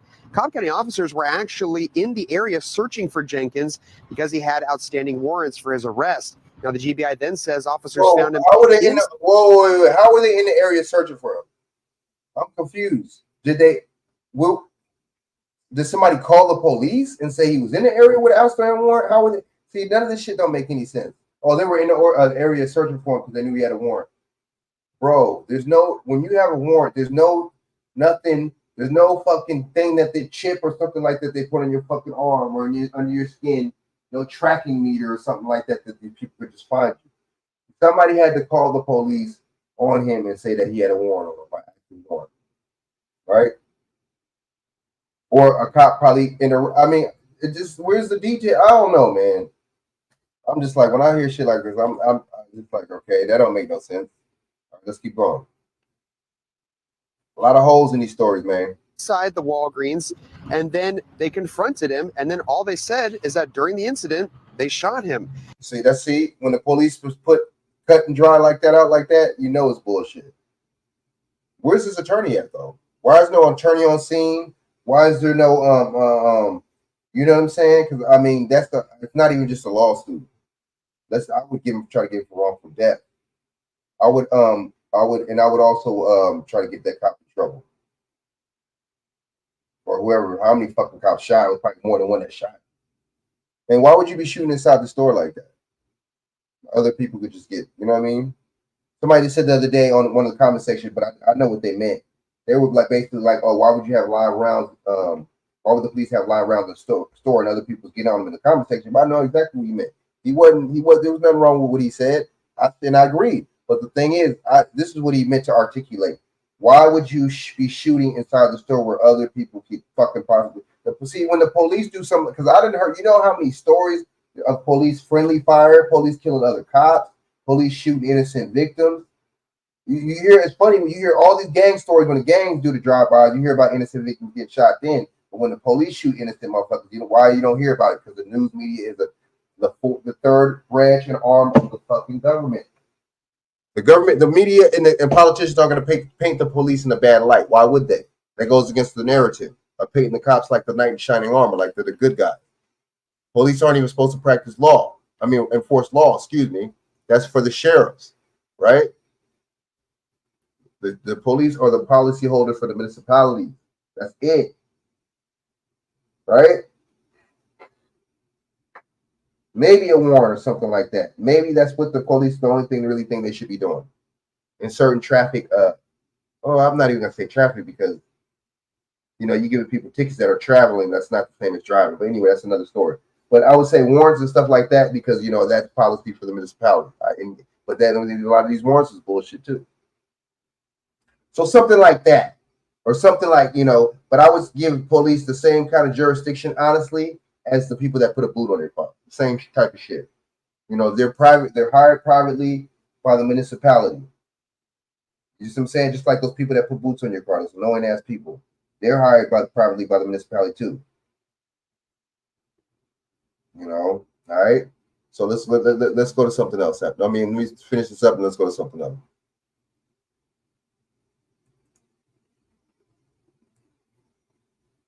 He was taken to the hospital where he was pronounced dead. GBI says officers recovered a handgun at the scene that belonged to Jenkins. But his friend we told you about, Haley Glaze, says they had plans to hang out last night and they were on a FaceTime call when the shooting happened. She says she heard him say multiple times to officers that his hands are up We also spoke to Jenkins' brother, Edward, who says he wants the GBI to get to the bottom of why officers had to shoot his brother. I think it's crazy. And this is just uncalled for, especially if his hands were up. And he stated his hands were up, and y'all still shot him. I hope they find justice for my That's brother. weird. How do you tell a cop, oh, my hands are up? They didn't see him? That it makes you think. Did they not see it? Was it a blind spot? I don't know, man. Just when I hear, I break these shits down because the media is involved with reporting these motherfucking stories. So guess what? The media is involved in the perception. And the Walgreens surveillance footage, because this not right. It's not right at all. Now, police have not said yet what Jenkins was wanted for, and they also haven't said whether Jenkins did have his hands up during the altercation and whether or not he pointed any weapon at officers. We haven't gotten any of those details. We are working to get them. Now, coming up later tonight, we're going to be speaking with Jenkins' father. You'll hear his words coming up tonight at 10 and 11. All right. Okay, fair use, 1976, section 107, all right?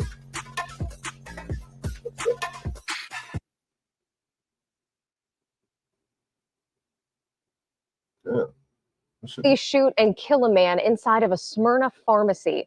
Officers were called to the Walgreens on Cobb Parkway last night for the report of a wanted suspect. Atlanta News First reporter Asia Wilson spoke to a friend who said she was on the phone with the man when he was shot. We come here literally every single day. Every single day. Early Saturday morning, customers were met with crime scene tape at the Walgreens on Cobb Parkway Southeast just hours after chaos erupted inside. I was about to meet my friend to go out, and I was on the phone with him. He FaceTimed me. Haley Glaze says she was on the phone with her friend Nathan Jenkins as he was shot and killed by police. They were yelling at him. He was yelling back, trying to, tell him, like, his hands are up. He was saying repeatedly, my hands are up, my hands. That's weird. Hands are up. I guess, like when you raise your arms, your shirt raises a little. They saw it, and they yelled, gun, gun, gun, and they shot him. Hey, that's the thing. See, if I have a gun in my waistband, and if I'm raising my hands up, and if I'm not going north to where, that's what I mean. What I think we should be put on the books? I just thought about this. I think there should be something about there should be black men protected with firearms or something. There should be some kind of something on the books about that. The black man firearm bill. Just because you see a black man that has a gun, you know what I mean? If a black man has a gun, you automatically just can't shoot unless he poses a threat. There should be something like that on the table. Because they make it seem like we are not allowed to have these motherfuckers, man.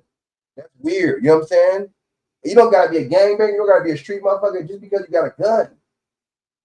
They shoot you. I think, but if my gun's on my waist, if I have my hands up, and you have your gun drawn on me, guess what? You know how many seconds it's gonna take? Split seconds it's gonna take for me to actually reach down to draw that motherfucker and draw it from a down like motion, pull it.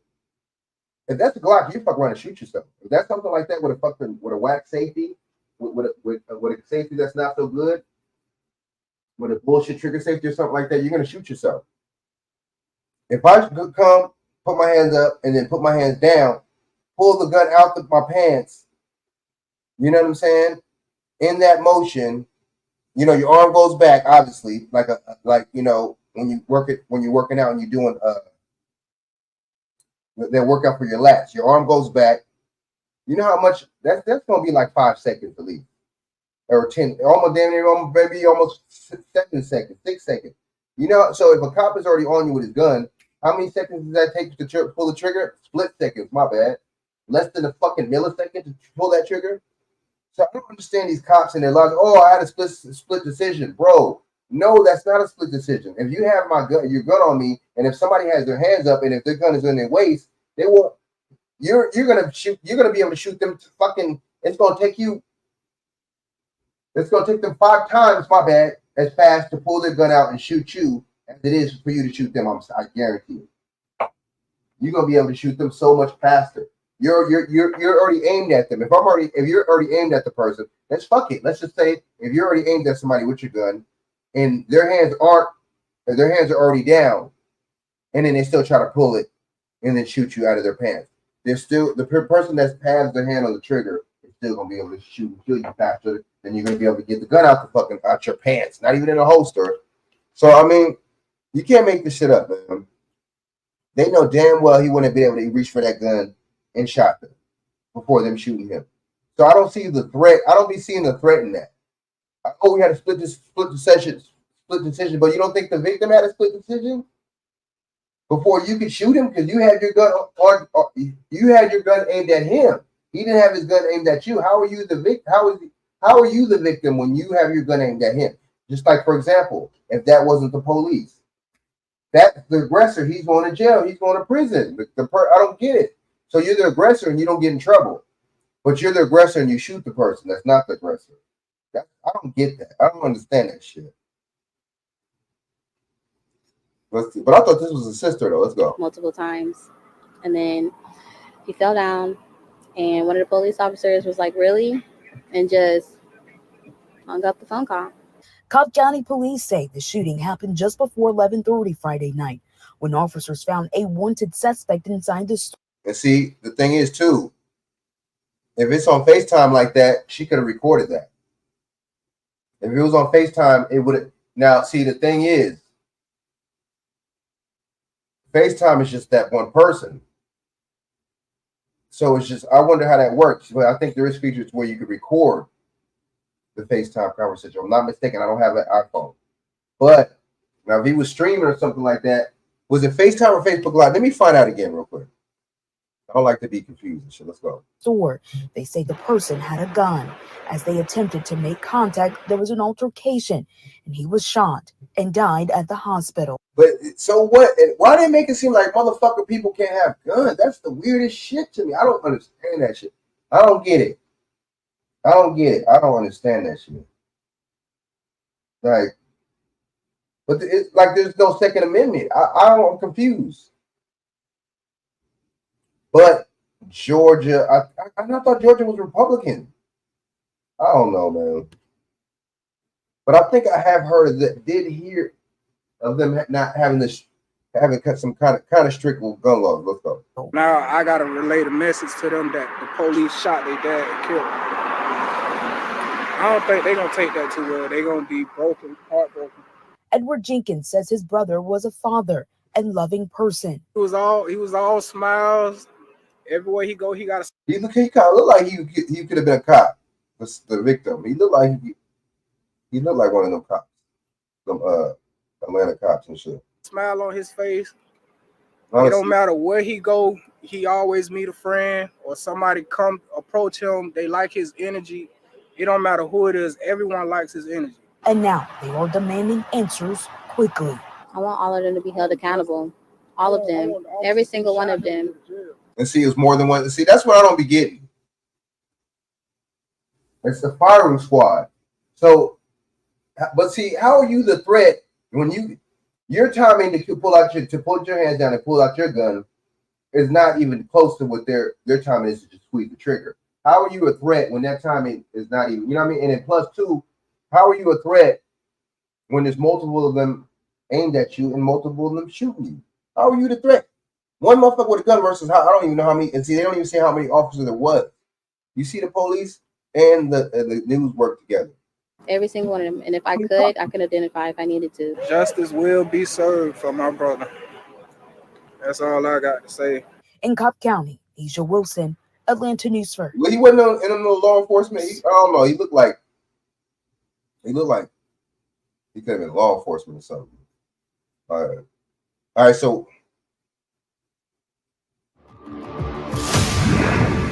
All right, so we can get into the psyops before I get off here. There was another psyop at a liquor store. So we're going to Pink for both. Pink Book Lessons for both. Shout out to Pink Book Lessons. Yeah, subscribe to her. Subscribe to Pink Book Lessons, man. All right. All right, so this is how you know this is a psyop, right? We're going to play these two different instances. So this one is from a beauty supply store, and there's another one from a liquor store. 2 different states. Unless you know these are psyops, unless you know that these are operations that they're pulling. They're basically they know that they have a think tank somewhere, and they're really trying to see how people think and what people would do in situations like this. People have been swarming the area, attempting to take some of those items. We have a crew there who tell us more police cars are arriving on the scene, and that's been unfolding there for more than 2 hours, a scene that many are describing as chaotic right now. We are working to gather more information. Stay with us right here on air and online for the very latest here. This has got to be the most embarrassing story I've seen this year. Watching what unfolded in Clayton County, Georgia, south of Atlanta yesterday literally made me sick. It was very much given a scene from Boondocks. The whole time I was thinking, this cannot be real. It can't be real. No. Well, it was real. And the real secondhand embarrassment is enough for Sister Bernice to put the whole community on the sick and shut in and have them quarantined for the rest of the year. Seriously. The whole Clayton County Sheriff Department on duty responded to a chaotic scene. Dozens of law enforcement officers swooped down on a shopping center off Upper Riverdale Road to control the parking lot where hundreds of thousands of product was dumped outside during an eviction of a once thriving beauty supply store. More on that super ridiculous scene coming up. But first, take a second to make sure you're subscribed to the channel and click the notification bell for all updates.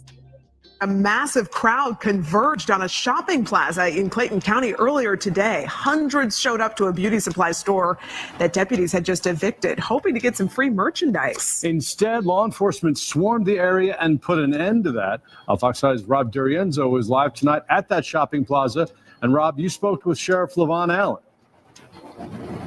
I did. That's exactly right. Good evening to you both. We'll show you what he said in just a moment. But the people I spoke with said they didn't come down here to steal anything. They thought this mountain of merchandise sitting in front of this beauty store behind me was fair game. And then, as time went on, hundreds of people showed up. First it was calm, and then I guess everybody made a phone call, and it got a little out of control, a little like Freaknik 96. Yes, she said she saw so many people out there just running around. It reminded her of Freaknik 96. I can't believe she said it. Soon after, Clayton County deputies evicted this beauty supply store off Terra Boulevard, dumping their inventory in the parking lot. A lot of people showed up, hoping to snatch up some free stuff. Wigs, braided hair, makeup, lashes, earrings. Instead, Clayton County Police, sheriff's deputies, and Riverdale Police created a perimeter around the merch. Then they brought in dump trucks and vans carrying incarcerated workers to clean it all up. They had to get the locked up inmates to come clean up the mess because you had the so-called free inmates running wild in the parking lot trying to grab free supplies. When citizens are evicted, things are up for grabs. So we was assuming that the things were up for grabs. And a lot of people we spoke with say that was their impression showing up here too. And as somebody who is in the beauty industry, it definitely would have been helpful. Kids could use the supplies for hair, it's book bags in there, it's shoes in there, because the hair store sells all kind of things. Georgia law says once a judge issues what's called a writ of possession in eviction cases, deputies can go in and toss out the tenant's belongings. Once it's in the street, those belongings are generally considered abandoned. People get evicted on the street. They're not like this. They don't make sure people's stuff don't get touched when we get evicted.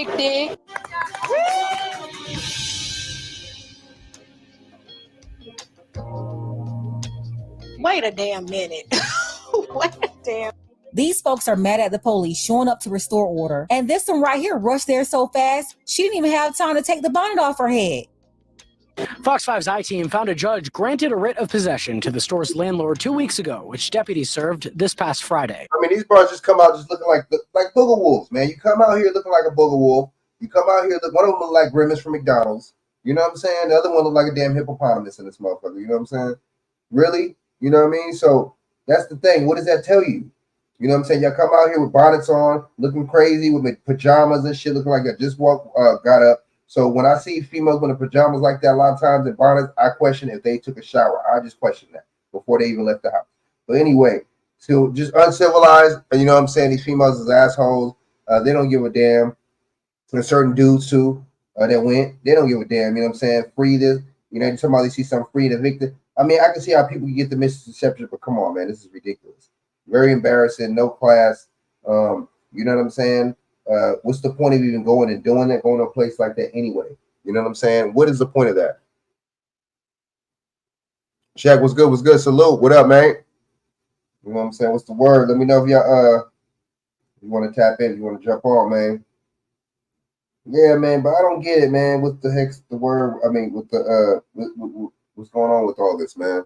But there's another one though. I'm gonna play another one. There was a liquor store, right? I told you these are psyops. So I asked Sheriff Levon Allen why he doesn't consider this property abandoned. And they could do a lot of good with it versus it just going to sit in a dump somewhere. Whose property is it now? And if you couldn't, this past Friday. So I asked Sheriff Levon Allen why he doesn't consider this property abandoned. Sheriff, And they could do a lot of good with it versus it just going to... Dude, my nigga chilling in the car. So this sheriff, he's right. I mean, it does still belong to the owner, though. I like how he said that. You can tell you just trying to watch, you know, he knows. But see, he probably thinking in my mind, damn, my people are embarrassing. As long as these motherfuckers don't steal none of this shit, we good. But still, I'm really embarrassed. These motherfuckers came out here with, you know what I'm saying, looking like they about to go to Walmart or something, looking like they dressed, you know what I'm saying, like they just had a slumber party, you know, looking crazy, you know, shower cap and all. I mean, excuse me, bonnet and all. You know, I mean, just very embarrassing. You know, very embarrassing. It's in a dump somewhere. Whose property is it now? He look high. And if you couldn't hear too well at the end, it was a little difficult to listen to. Sheriff Allen said essentially that this was the store's property. But meanwhile, these people here really, they had a different understanding of this all. And again, our reading of the state law was that this was essentially abandoned property. Russ? Well, obviously the property has value, but it certainly looked like it had been thrown out like trash. Rob, do we know where those trucks ended up? Where'd they take all that merchandise? And Russ, that's a question a lot of people even still have been coming by and asking, where did they put all of this stuff? I want to show you a video that Lovejoy Police posted a little while ago. They say these are these products in the landfill. They say all of those items are being destroyed, telling people not to show up at that landfill, adding they will be monitoring the area. Russ, back to you. So much interest in all of that stuff. Does seem like a waste for it to end up in a landfill. This is absolutely out of order. Then all of that merchandise ended up at the county landfill. The sheriff said the property belonged to the owner, but the crowd who found out about the eviction on social media ran down there to the store and backed up traffic because they thought it was all placed in the parking lot for them. Now, this is what we saw when we got on scene. Wigs, eyelashes, jewelry, and beauty supplies. And again, tons and... You know what? Why? See, I mean, those bras are really fucking super burnt out for fucking going over there. They're really, really tacky how they went and did that shit. But, you know what I'm saying? I can't lie. That don't make no sense. Why would you send that shit to the landfill? Why you going to send it to the landfill? So you going to, you know, literally have local police and sheriffs over there protecting the shit from nobody stealing it, and you throw the shit away in the landfill. I'll tell you. They don't donate the shit. They don't sell it or auction off. They don't give it to another a charitable. They don't give it to little girls in need. Or beauty supplies in need. Wouldn't that be smart for you to give it to not beauty supply store, excuse me, but giving it to people that do hair care places and salons? And but see, they know that black women be owning these salons over there. They ain't gonna do that. But guess what? One thing black women don't own over there is the beauty supply stores. They don't own none. That's the Asians and Koreans own. They own a liquor store for when you want to get liquor as a man. When a man want to get liquor or zigzags or blunts or something like that, or refreshments, he got to go to the liquor store with the Korean men. And when the females want to get their hair stuff and their hair care products and the weaves and all that and the wigs and all that bullshit, they got to go to the beauty supply store with the Korean women. And we need to start owning stuff. This is ridiculous, man. This is ridiculous. Ridiculous. Tons of people. Now, when we arrived, people were continually asking why they couldn't take any of the stuff. Now, with law enforcement throwing yellow tape around that pile while also loading items onto their trucks. Here's how people out here describe the scene.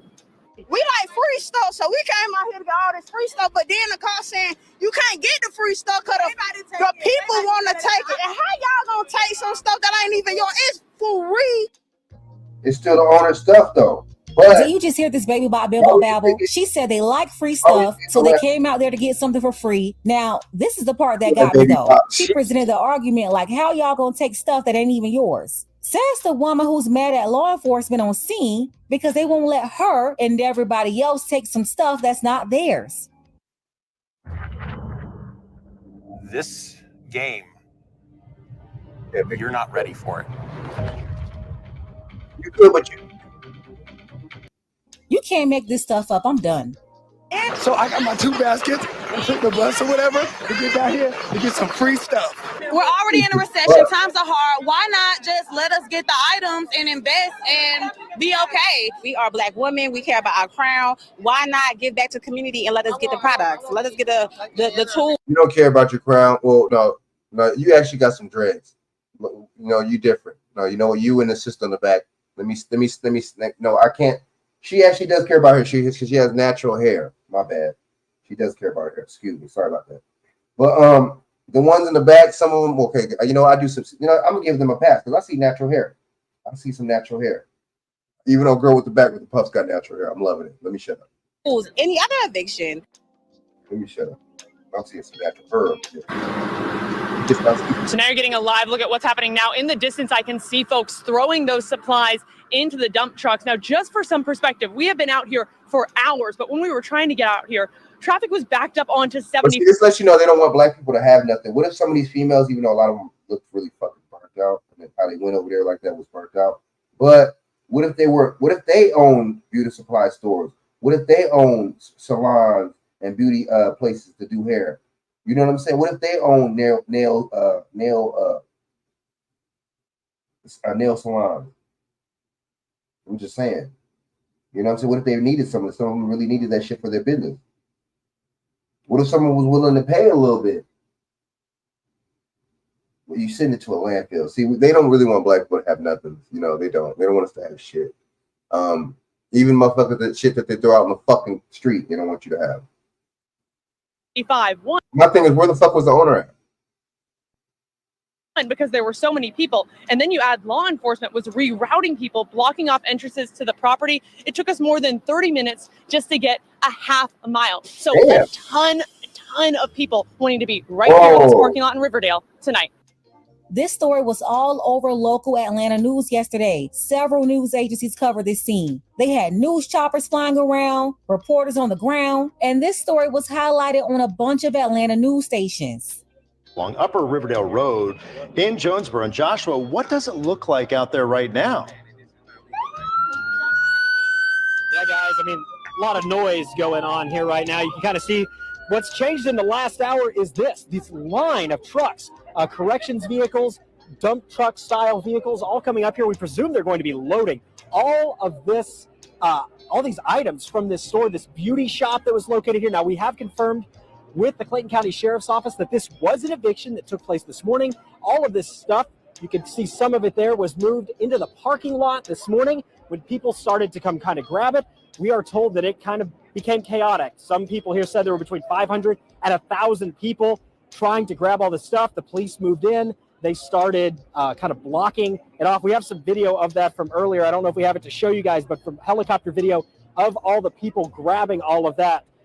It was a wild scene here. However, people here now seem to be even more upset than what's happening now. There's about 40 or so police cars. There's more police that I've ever seen on a scene in my year and a half here in Atlanta. They are all over the place. One resident who lives nearby actually told me that he has never seen anything quite like this. I've counted 42 police cars in this area, and I've never seen this many police, even for a shooting. And I live in the apartments behind this building, and we had a shooting a couple of weeks ago, and we had one cop show up. And it just seems odd that, for some merchandise from a beauty mart, you get the entire county police force to come out. He is right. Sir, it's not just some people at a beauty supply store. Over 1,000. No, I see what he's saying, though. There is a lot of people. I see what both they're saying. That is a lot of people. And he is right. That is kind of weird. I mean, I think maybe because of the amount of people, because it's like, you know what I'm saying? It's like they act like it's a romper room or something. But at the same time, I just think he's right too. That is kind of strange. But see, that's what the police are there for too. policy enforcers, right? To enforce the policy of the municipality, and they're also there to protect the businesses, right? They're gonna protect the business. That's why they're there. And then see, when you got the sheriff in there too, that's the difference. That person has the jurisdiction right there. That's the person that should actually be serving the law. Is the president? I mean the president. Is the excuse me? Is the sheriff? The hell? Don't remind me. I don't know what the hell I just said. All right, so you know. 1,000 people showed up. On top of that, the word was spreading so fast on social media, the traffic was backed up for miles with more people trying to get to the parking lot. Just imagine thousands of hyenas fighting for scraps. You have no clue what was about to happen out there. This was obviously a public safety issue. The sheriff had to hurry up and take control. If they had done that, this would have been the largest crime mob, knuck if you buck crash out in Georgia history. You got the glee and excitement of getting free stuff mixed with the love of wigs, weaves, and lashes. Governor Kemp would have had to call a state of emergency if the sheriff didn't do something quick.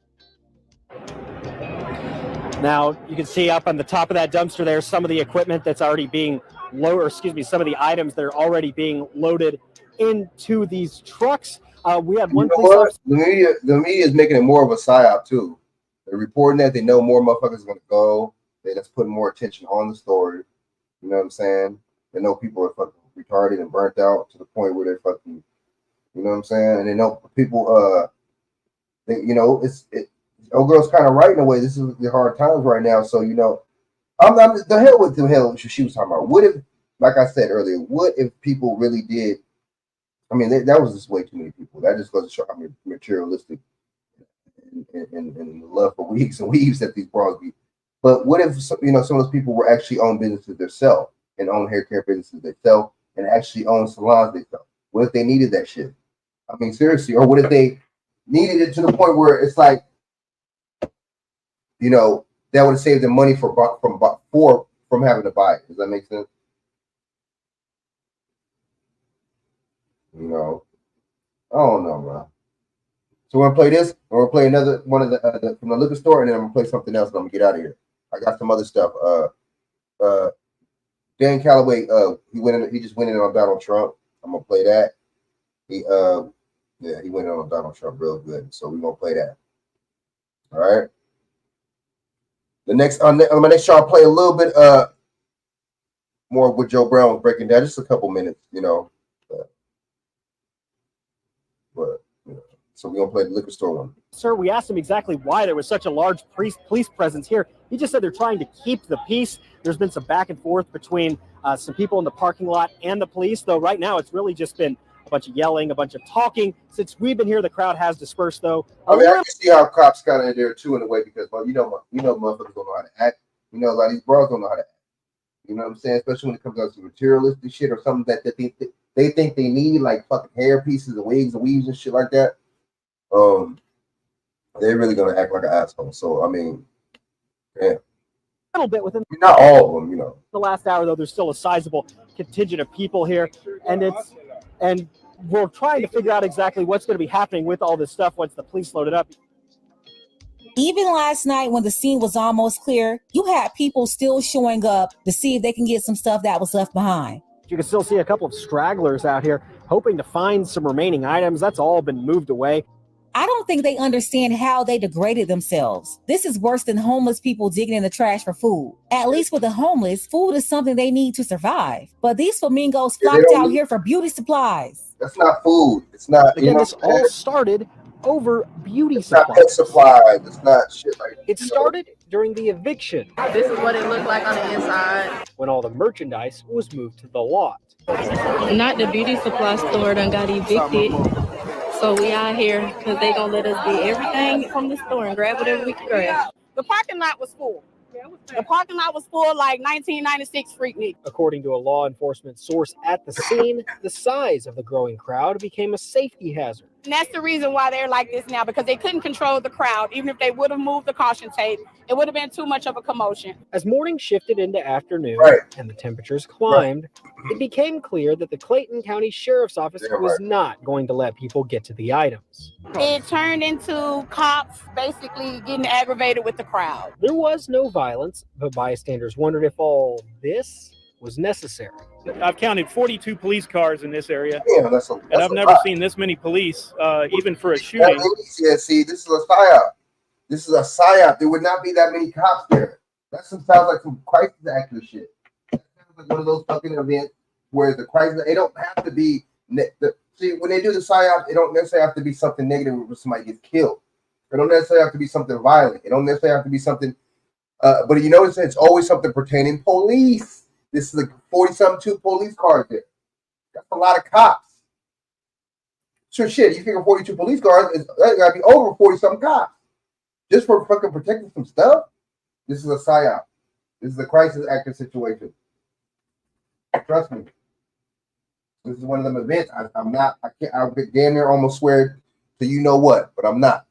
But I can assure you this is a crisis event. Watch, I'm gonna play another one from a liquor store. Eventually, people got their answer. 40-some police. That's some. I'm surprised the FBI. I'm telling you, that's some. That's what they do. A dozen massive. Damn, I just like 42 cops. I'm like, oh shit, I didn't know that was. I thought it was maybe like 10 cops, 5, 10, 42. Is that the whole motherfucking police force there? Well, trucks and trailers rolled in. And then you know what? The crazy thing about it is way more. Them resources could be going. That money, the resources are going way more something better than the fucking getting caught fucking parking lot. That's what the taxpayers' money is paying for. These motherfuckers interesting, but don't let the taxpayer motherfuckers get none of this shit. Prisoner jumps. But that is embarrassing though. But I'm looking at it from both angles. Why would you send it to a landfill though? You're not going to donate it off, auction it off. You're not going to see, you know what I'm saying, confirm what the owner want, or I guess the owner, she got evicted, but you're not going to, I mean, something, maybe see if the owner has a partner, or I'm confused. I don't know, man. That shit is weird. You take it to the landfill, just fucking dispose of this shit. You wasting, you know, it's crazy too, they're wasting taxpayers' money by the construction workers that took it over there in them dump trucks. Boy, we talking about what taxpayers' money for reparations. We full of shit. Hey Shannon, what's up? What's up? What up? Chat, what up? Y'all like, comment, subscribe, share this out to your social media, share this out. Suits began. I'm getting to the other one right now. The trucks. We getting to the other one watching at the liquor store. And it just seems odd that you know, for some merchandise from a beauty mart, you get the entire county police force to come out. Law enforcement on scene. See, that's psyop. Did not say where the beauty items were going. Why wouldn't you say where they're gonna go? Oh, because you know that motherfucker's gonna go there. Why don't you just? I don't know, man. That's weird to me. I mean, sure, that shit is not essential. It's not important, but I don't know, bro. That shit could have went to something useful, man. I don't know. That's weird. To a beauty school. We're gonna donate to the local beauty school. So the people that are going to beauty school could practice on it, so they could have supplies, like something positive, something that's gonna help the fucking community. See, I don't like to just hear. I'm tired of hearing. I don't want to hear nothing about gangbangers. Those will be the only one fucking up the community. I'm tired. I don't want to hear it. Or street people, the only one fucking up the community. I don't want to hear it because these politicians, these bureaucrats, and the governors and government doing the same thing, 10 times worse, 10 times fold. Instead of, you know, this was an example of them giving this back to a beauty supply store or a beauty school or something for girls, something, I don't know, for little underage, I don't fucking know. Boy, our taxpayers' money, there is no taxpayers' money, man. I'll just say it like that. You know what I mean? I'll just leave it like that. So I'm gonna play this one. But if the video is any indication, the dump. And they didn't exactly say which dump they were taking it to. They just showed that video of the dump and the items being destroyed. They say, don't go and look at dumps and try and find it. They're destroying it. It's not going to be available. Now, we also reached out to the listed store owner of the Beauty Mart. If you look around, everything is inspiration. My best friends and I own Pirate Worldwide. We're on a mission to discover and we did not get a response. The person did not answer. We also spoke to a former employee here at the Beauty Mart. She told us that this used to be a very popular place until about 3 years ago when the owner passed away. She said their children took over, and it's kind of just been going a little bit downhill since, with a poor economy, the pandemic. The store just hasn't been what it once was, and it eventually obviously wound up closing, and its items strewn all over the front of this parking lot. But again, it wasn't out and like being fucking really tacky and doing that. But see, this is another thing. Businesses closing down, right? That's another thing. But besides all this other madness and shit, businesses are closed. This is another business that closed down. What's up with this? Because raising prices, high inflation, high interest, this shit. I mean, I got to go back to the selection. I got to go back to politics. If you really want to pick Kamala Harris and Walz, whatever the fuck his name is, if y'all really want to pick him, I mean, I just don't get it. You know, under this Biden administration, Kamala Harris is under this administration. This is horrible. They did exactly what they were supposed to do. Cripple the economy even more, right? Trump was just the president. They try to make it seem like it was all better under him. And then motherfucking Obama crashed the shit and fucked it up even more.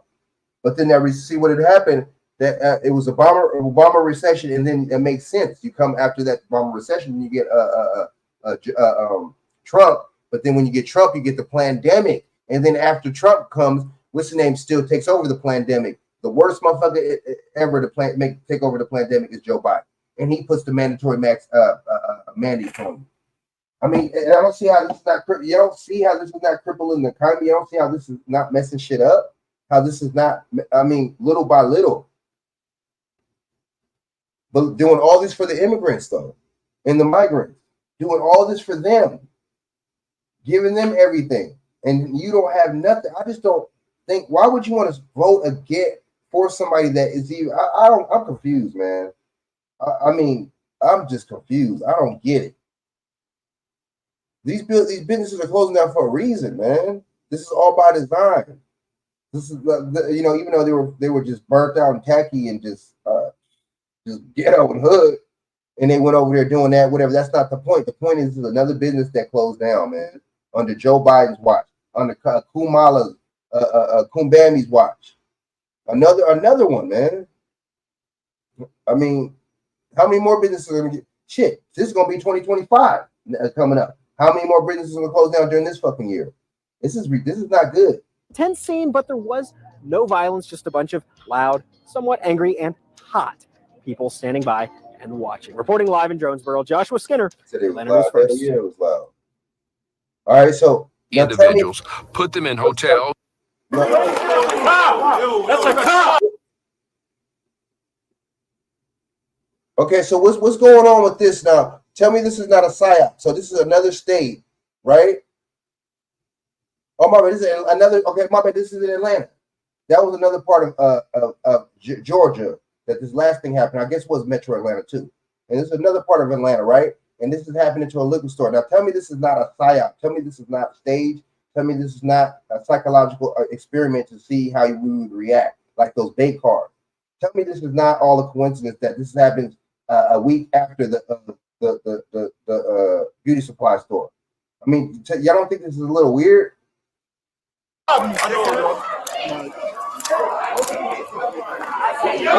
That was the City Girl judge, aka Judge BBL, getting arrested after an altercation she had with the Atlanta police outside of a bar in Buckhead. That bar was Red Martini.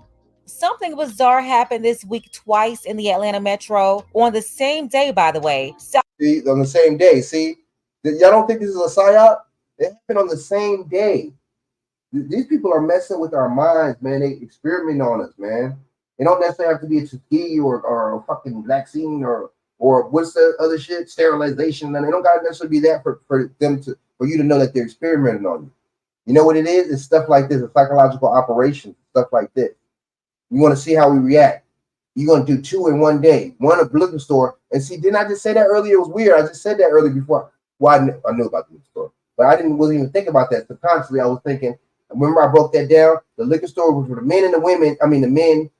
Well, I get women too, but for the men, you know what I'm saying. The liquor store, you got to deal with the Korean man.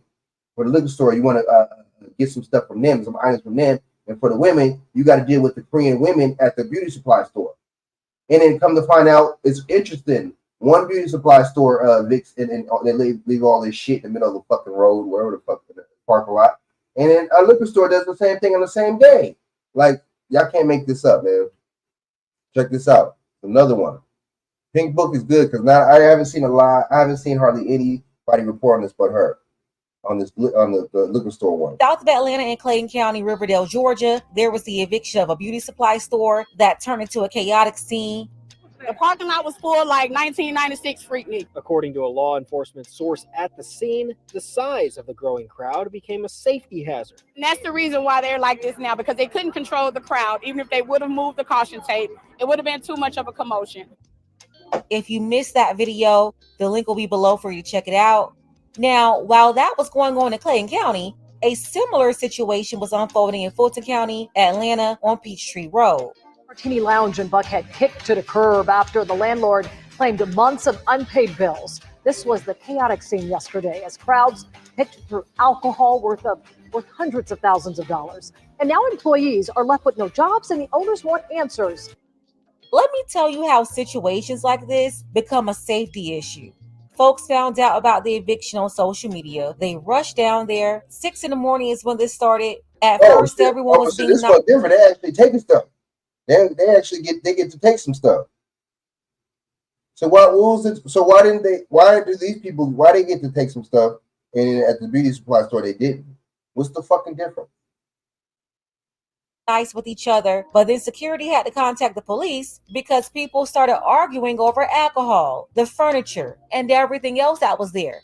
Yeah, it got out of control. What you, man? You arguing for, motherfucker? You go get a pickup truck. You fucking let's go real quick down the road, get the fucking U-Haul truck. What are you arguing about?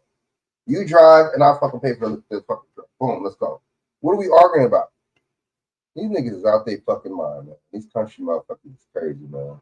Control, so they had to call the police. It wasn't nailed down. People were taking it, and really it was about to be a riot because it was a few people arguing about what was theirs and what wasn't yours. Sure. So at that point, it got to the point where we had to call the police because it was out of control. But see, it's funny. Look, when you argue and complain when you don't get to get shit, and when you get to get shit, you argue and complain to each other and fight each other. Damn, man, motherfuckers. Who's raising these motherfuckers, man? Who's raising these people? This is why it's super problematic for you. Motherfuckers, man. Where were they raised, man? In a fucking barnyard or something? Motherfuckers don't know how to act, or they don't. Evictions of commercial businesses with valuable merchandise to be handled like this. Yeah, everybody's happy at first because they like free stuff, but at some point, they're going to start fighting over these, quote, free resources. And if there's no regulation, the news headline would easily turn into people getting pow-powed outside of the bar because of an argument stemming over who could take the Ciroc or the last bottle of Henny. Or you snatched this or that from me, so now I feel disrespected, and people start scrapping. Remember, the Red Martini, that's the same place where the judge got arrested after she jumped to defend a woman who escalated an altercation with a man and a woman over jumping the line of the hot dog stand. That happened at this same place. And as I told my friend what I wanted to eat, the lady that's the same place, and then it goes on, and she gets arrested, and then after that, it goes under. And then the motherfucker can't pay, boom, they get evicted, boom, they lose their business. Oh, okay, well, right. Cut the line. And I'm like, oh, no, I'm not trying to cut the line. I'm just trying to order my food. My friend is up here at the front of the line, and I'm about to get out the way. She's like, well, you bumped me also. So I apologized. I said, well, I don't believe I bumped you, but if I bumped you, I apologize for that. She's saying, oh, BICCHs think that they're pretty and they're going to continue to get pretty privileges. And the guy's agreeing with her, calling me BICCHs. And so I'm like, okay, at this point, I feel like my life is being threatened. So I do a whole 360 and turn around and face both of them. So if you're not aware of the level of silliness in Atlanta, where people will literally take your life because they wanted more pickles on their Subway sandwich, or if you put too much mayo on it. The man arrested was a customer who had been at the restaurant before and that he opened fire on workers Sunday evening because he was upset about the amount of mayo on his sandwich. See, you know what? If this is a real story, this is fucking ridiculous. See, you know what? You know what? Any kind of whatever consequences, I can't have no sympathy. You shoot and kill a motherfucker because they put too much, man. It's sick, weird. I don't even know how to describe these people, man. I don't know, man. Weird motherfuckers. Just, I'm not even thinking that. I'm thinking more of like, what is wrong with you, dude? Is that some mental, some kind of handicap or something? You shoot a motherfucker, this weird and privileged victim. I'm nah. Grown ass man acting like that. Wow. Stop acting like the police didn't get caught into this situation. Yeah, and it ain't even. It's funny because they wasn't even gonna come to that motherfucker. He wasn't tripping. He looked like somebody motherfucking uncle and shit. You know what I'm saying? He looked like somebody OG uncle that used to, you know what I'm saying, maybe flip a little something back in the day, but now, you know what I mean? He, you know, on the side, he coaches, you know, he coaches grandson Little League, you know what I'm saying? He looked like one of them cats. But at the same time, it ain't on him. It's out of his hand. Shit. Y'all motherfuckers want to act like be fucking assholes. They want to be wild. The dudes too, because it was dudes there. I seen a lot of dudes there. It ain't just the women. It's y'all dumb motherfuckers. Y'all motherfuckers, you shit. I can't expect that from the females, but y'all stupid motherfuckers doing some shit like that. That's just, man, some asshole activity right there. That's the new one. Asshole activity. Let's go. Let's go. A whole lot of asshole activity. You know, he look like shit, man. Dude look cool, man. He look like his nickname Cool Breeze or some shit. You know what I'm saying? He didn't want to. He looked like he didn't want to call the police. He looked like he's not a police calling motherfucker, even though he's a security guard. But shit, y'all motherfuckers acting like motherfucking booger wolves, man. You know what I'm saying? And these dudes acting like motherfuckers. You know what I'm saying? Too much femininity, man. You know? To prevent these people from starting a riot for both of these situations. I don't like how they carried out these evictions. Luckily, they were able to restore order and nobody got hurt. And that's the same day.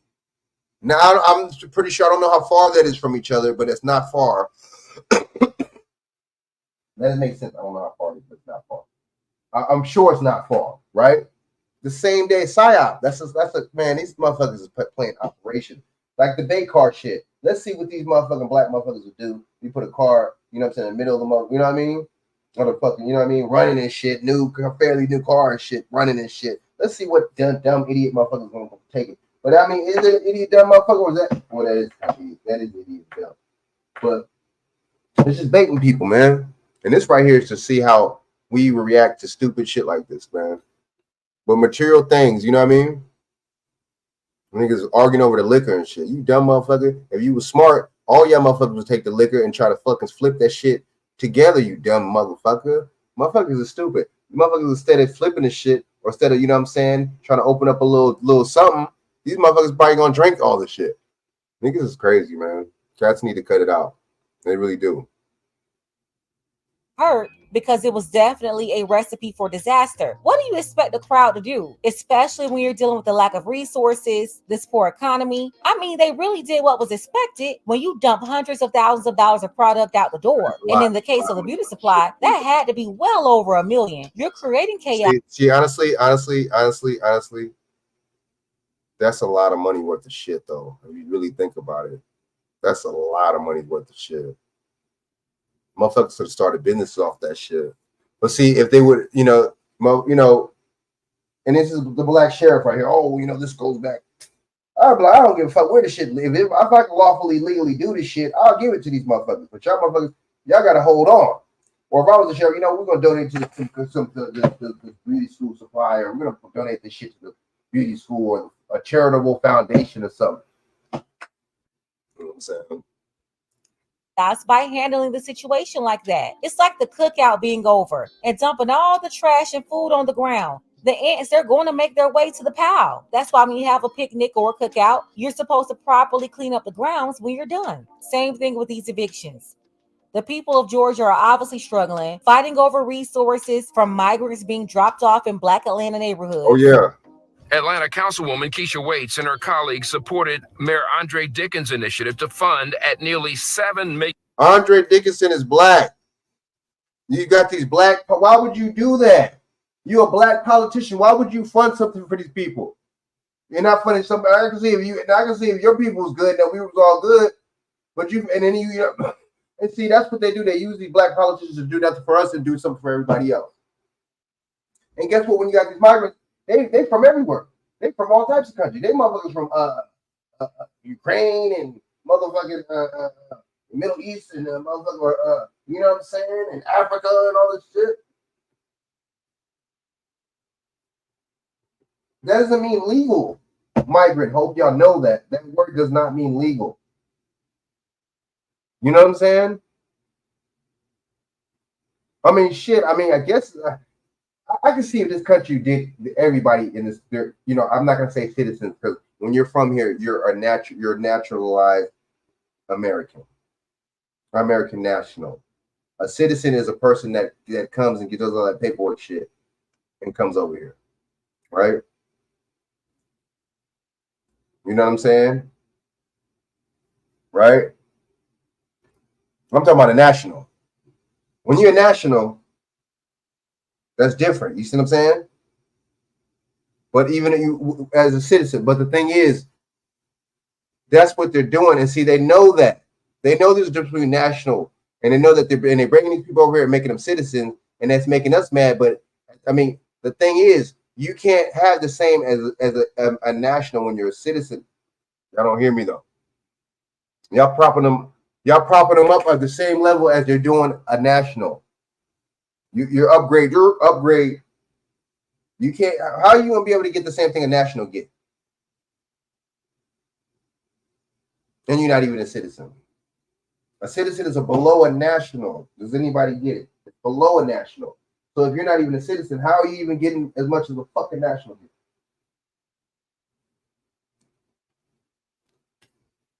Right? A lot of people have not reported this story. Oh, this story too about and this is a black mayor that gave him. See, if that was, no offense or nothing, but if that was a Hispanic mayor or African mayor or a mayor from Ukraine, would they be giving funding to black people? That's what I want to know. If the shoe was on the other foot, would it be the same thing? Because I mean, it seems like they're not letting any Haitian migrants across the border. Africans, why are you letting Africans and not Haitians? There's a lot to that. And I'm in California. I haven't met a Haitian immigrant. I haven't hardly even met Haitian people in California. I met Jamaicans in California. The only place I meet Haitian people were in New York when I was in New York. $1 million, a program to shelter migrants who make it to Atlanta. I spent several years serving with the Federal Emergency Management Agency. I stand behind this mayor. And look, FEMA backs this too, right? We get rid of, you know what? It's going to be the point to me where I'm not going to be able to trust no black politician, white ones either. But I'm not going to be able to trust no black politicians because you know what I'm going to think off the bat? I'm not going to think about damn near nothing else or the reparations too. But I'm not going to be damn near think about nothing else. But is your agenda to help other people besides us? I'm really not. Or is your agenda to prop up people over us? How are you propping up people over your people?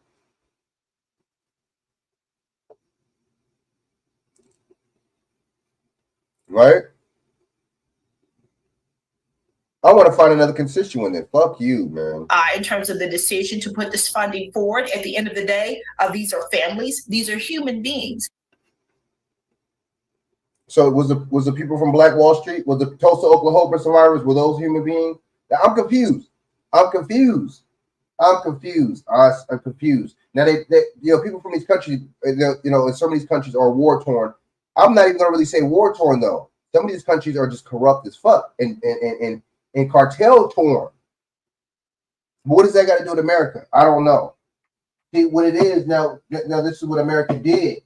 America did for services, certain services like Filipinos, helping them during what war was that? I believe that was World War II, if I'm not mistaken. Right? Filipinos helped out America, right? Bases, everything helped them out. Boom, intelligence, right? They granted a lot of Filipinos citizenship. That's different. Something for something, quid pro quo. But you just letting people over like that, man. And then the crazy thing about it is You got a lot of immigrants, especially Latino immigrants, that come here legally. Their family is already from here that are nationals too, that are American nationals. You got a lot of Mexicans and Hispanics that are American nationals already off top. They're from here. This is their country just as much as yours. How fair is that to them? You letting people that look like them over the border just on the strength, and they don't have to work that for it, and they get the same as a national like them. That's fucked up. I think that's messed up. And she's talking about human beings, but it's not human beings. But see, these same, you got to get rid of all these people, man. All these so-called. See what it is. This is what it is, right?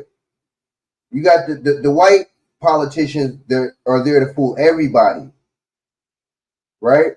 In the conservative base, and you got the black politicians that are there to fool you,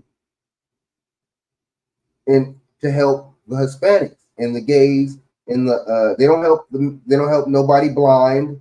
They don't help nobody disabled. I got disabled family. They're not getting any help from any kind of grants and programs and all this bullshit like everybody else is. Those other three groups are. What's up with that? You're not helping no blind people. You're not helping no disabled people. You're not helping no short. You know what I'm saying? You're not helping no legally blind people. What's up with that?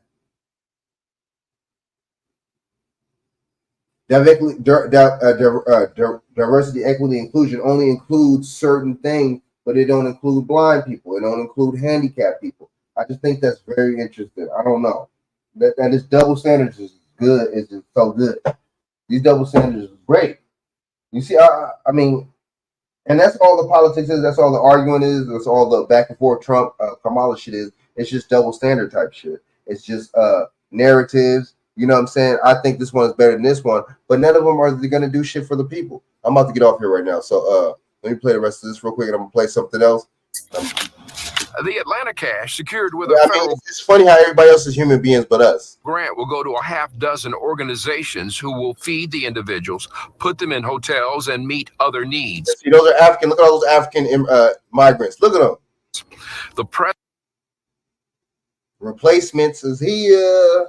President decided to elevate some of the migrants who crossed over and give them a limited status. Outside of the legal battle. For what? For what? But can a drug dealer get off?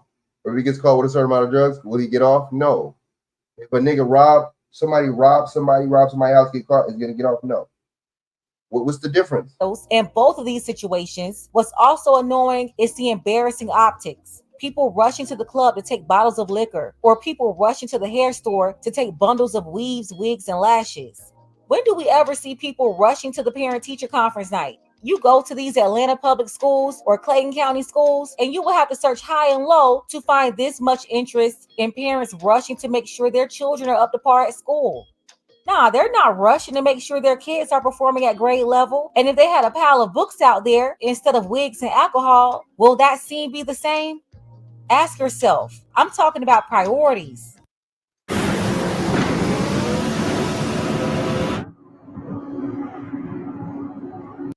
Now, the second issue that was brought up here is the handling of these local businesses. What's going on with the local small business community? Are they too still struggling like the big chains? You know, the ones that's been closing down shop left and right all over the country in the last few years. I'm just wondering why and how did they get tossed out like this? Karis Belger live now. Exactly. I'm telling y'all, something's going on, man. All these, what's the name, closing down like that? That's not good, man. Out in Buckhead. And Karis, you spoke with people at Red Martini Lounge about what's going on there. What did you learn? Well, it was quite the scene earlier before this truck was just behind me to help clear away some of the stuff that's left over. There were crowds of people picking up everything they could get their hands on. We spoke with a security guard who was here earlier, and when I spoke with police, they said they had not made any arrests. Now, according to court documents, there is $55,000 owed in back rent on this property. The bar owner says they weren't behind on rent, but the owner of the property claimed they owed $55,000. There was also confusion about who the actual owner of the property was. Did ownership possibly change? Was there a breakdown between multiple property owners, a business dispute, or a family dispute? Is any of this at play, causing the bar to be caught in the middle? Or did the bar owner simply fail to pay? They've been fighting in court since last year. Yeah, I would definitely want to know more about that. When earlier today we were here, people were coming and they were taking anything they could get their hands on. There were furniture, there were refrigerators, and yes, even bottles of alcohol. One of the security guards who was here said that people were here early in That's got the U-Haul truck that they ain't playing, man. They got the U-Haul truck. the morning, as early as 6 a.m. to start taking away the things that they could find. He described a little bit of the scene to us earlier. If it wasn't nailed down, people were taking it, and really it was about to be a riot because it was a few people arguing about what was theirs and what wasn't yours. So at that point, it got to the point where we had to call the police because it was out of control. Now, this is a developing story. We are going to continue to keep you updated. I'm going to try and get some more information, and once I do learn more, I'll bring that right to you. So the security said he tried to allow everyone to get the merchandise they wanted that was thrown out of the building, but it got out of control because the people who had just walked up to get the free stuff started arguing with other people who had also just walked up to get the free stuff over all of these items, saying it was theirs. It's closing time at a popular Buckhead bar. Red Martini is being evicted. The nightclub says the landlord told them to leave today. Word got out on social media, leading to a crush of people heading there, hoping to cash in on what was put out on the curb. Sounds a lot like that beauty shop in Clayton County, doesn't it? Fox 5's Christopher King is live in Buckhead tonight. Christopher, what's it look like there now? Well, Russ, Courtney, it's calm out here right now. Take a look. This empty parking lot is all that's left. But earlier, hundreds of people were out here in the back of Red Martini. Why is that? The lounge's possessions were tossed out into the parking lot after a drawn-out court battle. People came out trying to score whatever they could get their hands on. Skyfox overhead as yellow furniture sits stacked in the rear parking lot. Crews load TVs into a moving truck. Hundreds of people came out to grab what was being tossed out. This after Red Martini, a bar in Buckhead, was forced to shut its doors Wednesday afternoon. Yeah, they got a little eviction. The lounge and the landlord have been locked in a year-long battle. A man who identified himself as bar owner Brian Alt told us off camera the landlord is kicking out Red Martini. This even though he says he paid his rent on time. The landlord decided that August 7th was a great day to pull the plug. Troy Gibson identified himself as someone who knows the bar owner. He says the eviction came as a surprise. Nobody knew it was happening. Fox 5 got hold of court documents detailing the fight. A Fulton County magistrate judge back in December ruled in favor of the landlord, Ralph and Rita Venture LLC. Judge Todd Ashley wrote, the tenant, Red Martini, quote, forcibly retook possession of and excluded landlord from the premises on August 11th of last year. The decision, quote, placing landlord in peaceful and quiet possession of those premises known as Red Martini. The judge last December ordered the Fulton County Sheriff to, quote, remove the defendant. I'm surprised they shut down. Word of the eviction spread quickly on social media. A throng of onlookers stopped by to see if they could pick up what remained. I feel sorry for them because, I mean, it was a nice club.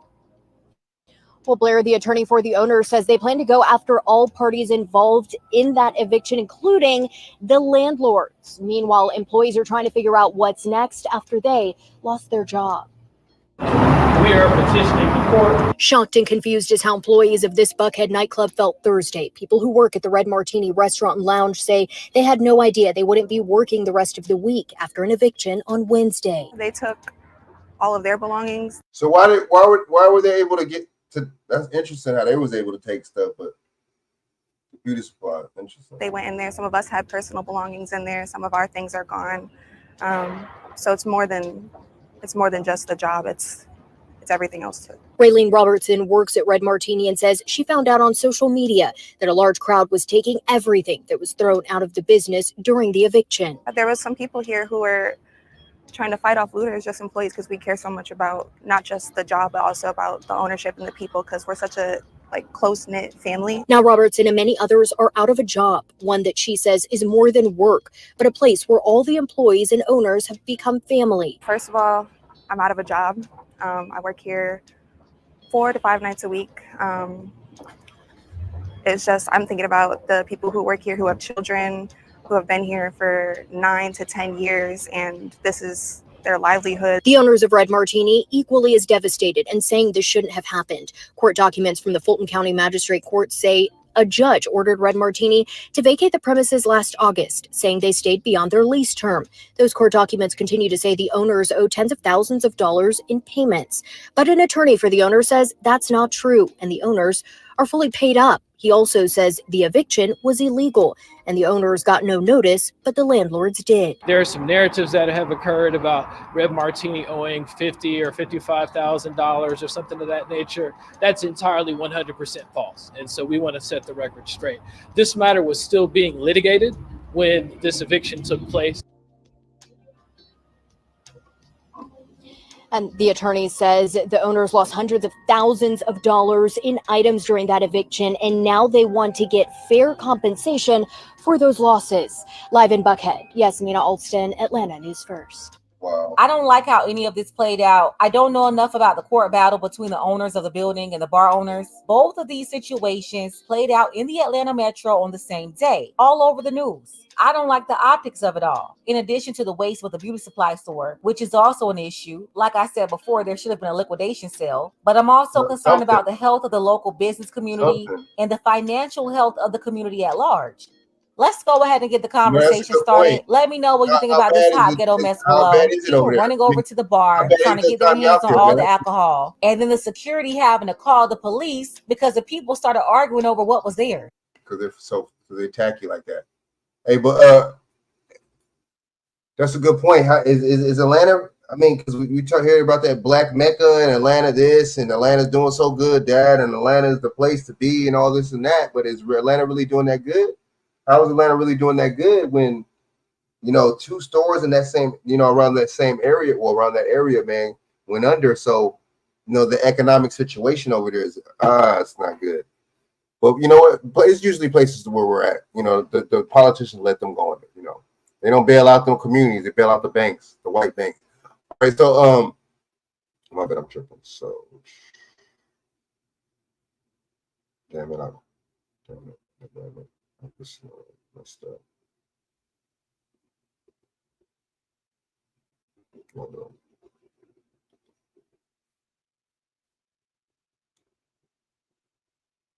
Hold up.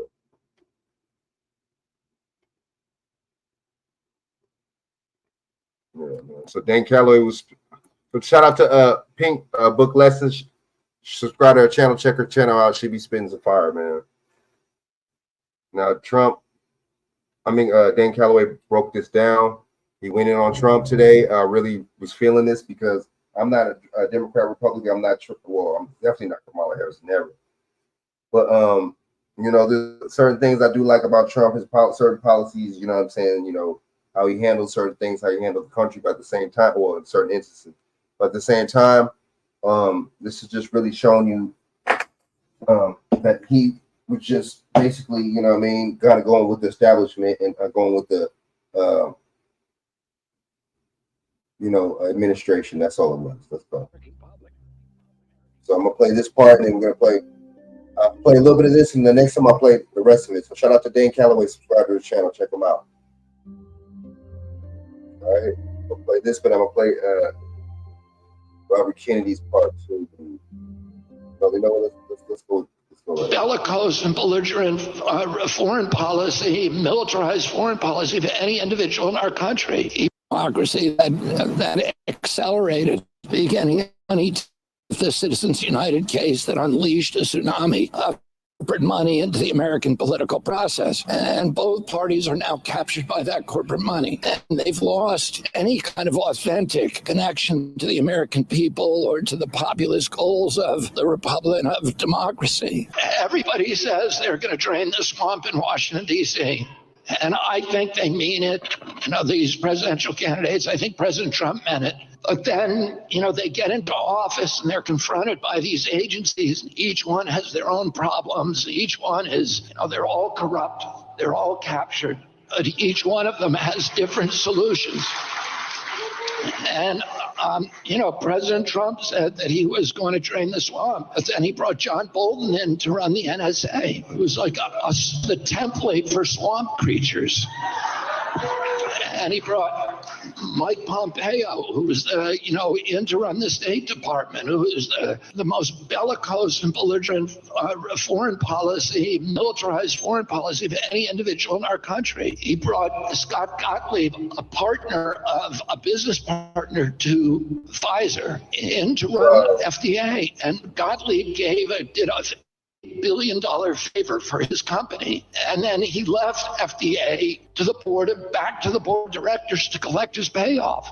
If you look at every one of the agencies, the same thing happened. There were more lobbyists in government than any time in American history, running the agencies that are supposed to regulate their industries. And it wasn't about draining the swamp. And as I believed President Trump wanted to do that, but I don't think he was able to. I don't think he was able to stand up to his bureaucracy. And he said great things. He said, I don't want to do lockdowns. They make no sense. And then a week later, he ordered a 2-week lockdown that ended up in almost 2 years. And he said that hydroxychloroquine worked, and then he backed down, so he was able to be rolled by his bureaucracy. And I believe that he had his chance, and that President Biden had his chance. And the big issues that are confronting our nation, which is the systematic destruction of the working poor, of the American middle class, that has gotten worse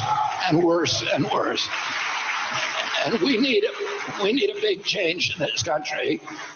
And the media and the Democratic Party and the Republican Party, neither of them are saying that they are offering a change. They're all saying, you better vote for my candidate because the other guy is scary and he's going to destroy the republic. And It's true. He's right. You think that Americans deserve something better than the lesser of two evils? Don't you think that you deserve a president who's going to inspire you, who's going to listen to you, who's going to understand what your problems are, and is going to work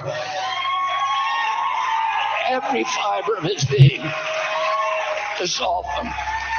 Promised the last time around that he was going to drain the swamp, but instead he came in and he appointed a pharmaceutical lobbyist and CEO to run HHS, Verizon lobbyist to run the FCC, a Goldman Sachs CEO to run the Treasury Department, an oil lobbyist to run the Interior Department, a coal lobbyist to run the Environmental Protection Agency, and so on. And only today, President Trump has announced that in his new administration, should he win this election, that Jamie Dimon will be his choice as Commerce Secretary, and that Larry Fink, the director of BlackRock, will run the Treasury Department. Whoa, did y'all hear that?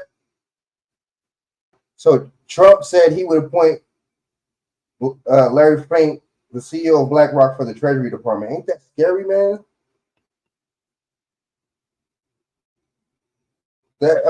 Why would you want somebody like that to run the Treasury Department?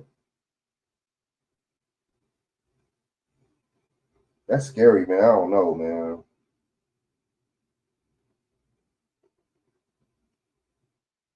That's scary, dude.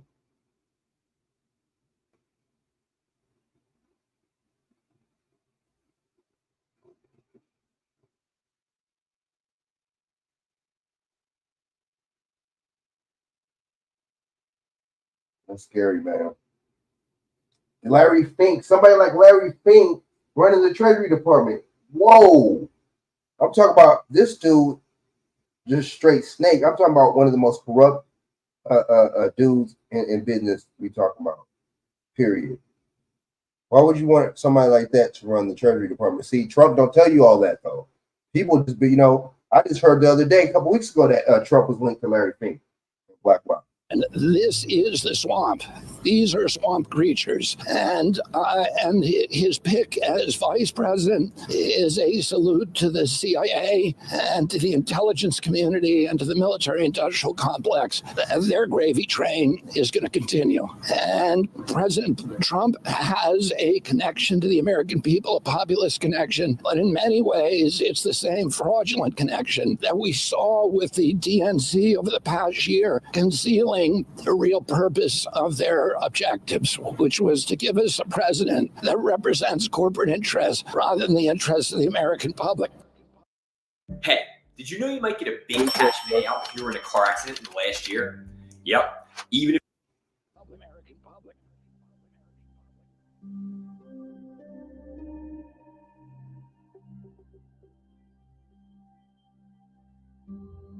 Remember you said you're gonna lock up Hillary Clinton. Remember you said that?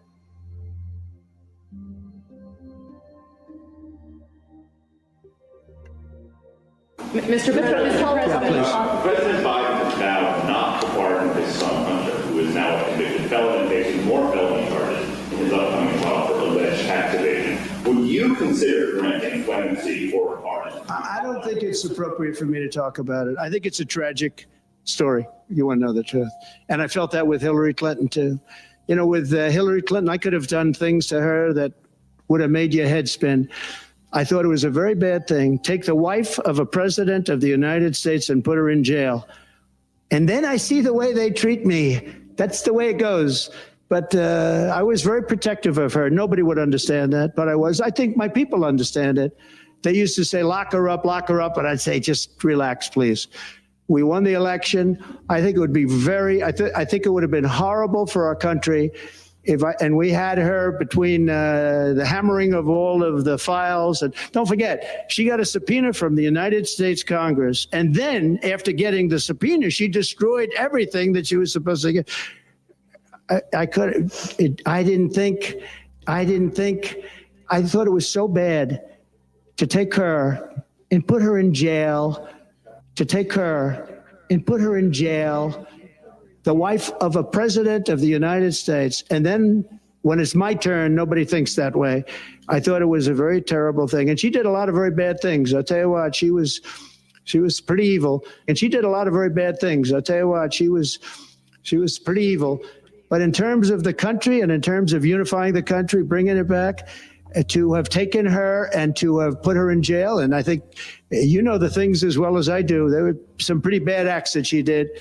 I think it would have been very bad for our country. And a lot of my people, a lot of the MAGA, as they call them, but the base, and I think the base is 75% of the country, far beyond the Republican Party, because we're a party of common sense, and I'm a person of common sense. I want to have low taxes. I want to have strong borders. I want to have a strong military so that China and Russia, look, they've allowed China and Russia to do the impossible combined. They're natural enemies. They always have been, because China needs more land and Russia has it. They've always been natural enemies. And because of Obama, it started with him, and then Biden, because he didn't know what the hell he was doing, they've now become one force. And then now they're adding Iran to it, and they're adding North Korea to it. Pretty powerful force. This is something that is unthinkable that they allowed to happen. This is something that is unthinkable that they allowed to happen. This is something that is unthinkable that they allowed to happen. This is something that is unthinkable that they allowed to happen. Yeah, exactly. This is something that is unthinkable. Come on now. Let's play a lightning round game. I'm going to be the bad guy, which I'm sure half the room would agree with anyway. And I want to get away with as much bad things as possible, ideally to enrich myself and advance my interest, even if that means putting my interests ahead of the American people. So, Mrs. Hobart Flynn. Oh, and by the way, I have enlisted all of you as my co-conspirators. So you're going to help me legally get away with all of this. So, Mrs. Hobart Flynn, I want to run. If I want to run a campaign that is entirely funded by corporate political action committees, is there anything that legally prevents me from doing that? No. Okay, so there's nothing stopping me from being entirely funded by corporate PACs, say from the fossil fuel industry, the healthcare industry, big pharma. I'm entirely 100% lobbyist PAC funded. Okay, so let's say I'm a really, really bad guy. And let's say I have some skeletons in my closet that I need to cover up so that I can get elected. Mr. Smith, is it true that you wrote this article, this opinion piece for the Washington Post entitled, "These payments to women were unseemly, that doesn't mean they were illegal"? Well, I can't see the piece, but I wrote a piece under that headline in the Post, so I assume that's right. Okay, great. So green light for hush money. I can do all sorts of terrible things. It's totally legal right now for me to pay people off. And that is considered speech. That money is considered speech. So I use my special interest dark money funded campaign to pay off folks that I need to pay off and get elected. So now I'm elected, now I'm in. I've got the power to draft, lobby, and shape the laws that govern the United States of America. Fabulous. Now, is there any hard limit that I have, perhaps Mrs. Hobart Flynn, is there any hard limit that I have in terms of what legislation I'm allowed to touch? Are there any limits on the laws that I can write or influence, especially if I'm based on the special interest funds that I accepted to finance my campaign and get me elected in the first place? There's no limit. So there's none. So I can be totally funded by oil and gas. I can be totally funded by big pharma, come in, write big pharma laws, and there's no limits to that whatsoever. That's right. Okay, so awesome. Now, Mr. Mirabani, the last thing I want to do is get rich with as little work possible. That's really what I'm trying to do as the bad guy, right? So is there anything preventing me from holding stock? But y'all get basically what she's saying. I mean, so there's no, you know what I'm saying? So you could basically get paid, you know what I'm saying? Get down with a PAC, get that money if you don't win, right? At the end, right? You know, have the lobbyists, you know, fund you, and then you, you know, carry out their agendas. You know what I'm saying, and doing for their companies, and that's legal, man, for the president to do that. You know what I'm saying? Have political, I mean, have, you know, or show his political influence through the company and help out these companies, man. That's crazy, man. All that shit should be illegal, man. That's legal. You don't think these presidents do that? You know, come on. Kamala Harris is getting funded by Angie's List, and she's getting funded by what's the name? By Planned Parenthood. You don't think she's carrying out their agenda to push Planned Parenthood? Reproductive rights. What is reproductive rights? Reproductive rights mean, how do you not have the right to reproduce? You mean having the right to kill a baby? How is having the right to kill a baby reproductive rights? Isn't reproducing having a baby? These motherfuckers are sick, man. And y'all women fall for that dumb shit too.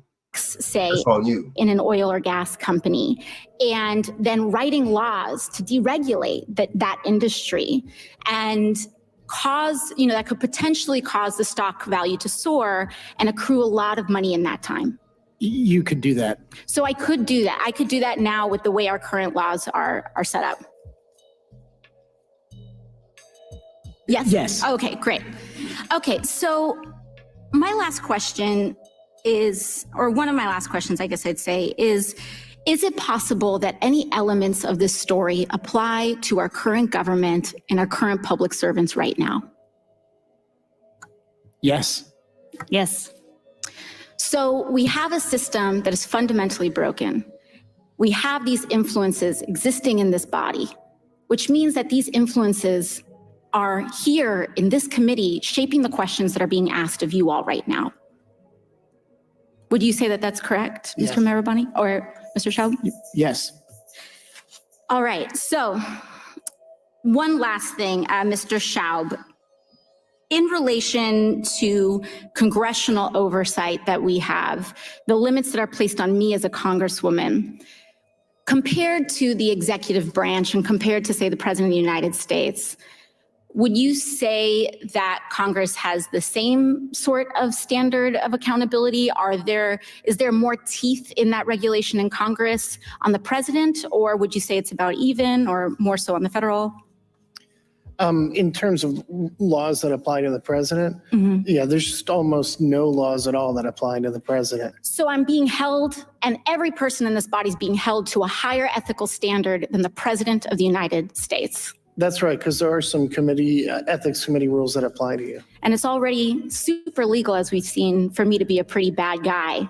So it's even easier for the president of the United States to be one, I would assume. That's right. Thank you very much. It's really extraordinary being surrounded by such scale. We'll do the first season justice. It's good to be back in the saddle. There's armies being raised and alliances. Analysis on that one.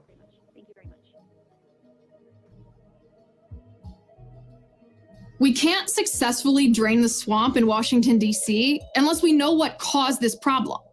Why does the swamp exist? Well, it's kind of like diagnosing a medical problem. Sure, you can take Motrin for a headache, but how do you actually cure the headache if you haven't diagnosed the source of the problem? Caffeine withdrawal, perhaps, or sinus infection, or a migraine, or, God forbid, a brain tumor. You have to know where the problem came from before you can eradicate it. That's like the Washington, D.C. swamp. Where did the swamp come from? Let's journey back. The real name for the swamp, or the deep state, is the administrative state. The administrative state is composed of government employees. Y'all see that? The administrative state, right? That's what the deep state is. You see what I'm saying? When you talk about hear about the deep state, people are like, who's the deep state? This is the deep state. You see what I'm saying? Pay attention. Employees and officials in agencies in the executive branch of our federal government who are not elected, not appointed, have no accountability to voters, are nearly impossible to fire, and yet have the power to impose rules and regulations on us, we the people. These swamp creatures can stay in their positions of power even when administrations transition or politicians are voted out of office. And these swamp creatures wield incredible power. They've also been known to abuse that power. Here's the thing. The administrative state is obviously not part of the United States Constitution. So where did it come from? Isn't the administrative state a violation of the separation of powers among the legislative, the executive, and the judicial branches in our federal government? Well, the answer to that is obviously yes. Yet, this hasn't stopped the legislative branch from giving away their legislative power to the executive branch agencies. And sadly, it also hasn't stopped the Supreme Court from deferring to those agencies. Here's what I mean. We have this idea currently in our judicial branch that the courts should defer to the so-called expertise of the individual agencies for rulemaking, as long as the legislative branch has delegated their powers to the agencies. Now, this clearly violates the idea of separation of powers as created by our founding fathers, and yet the Supreme Court let it happen. It makes sense. Hey, man, that shit deep. They got us, man. Hook, line, and sinker. Right. That makes sense. So yeah, so the executive will the executive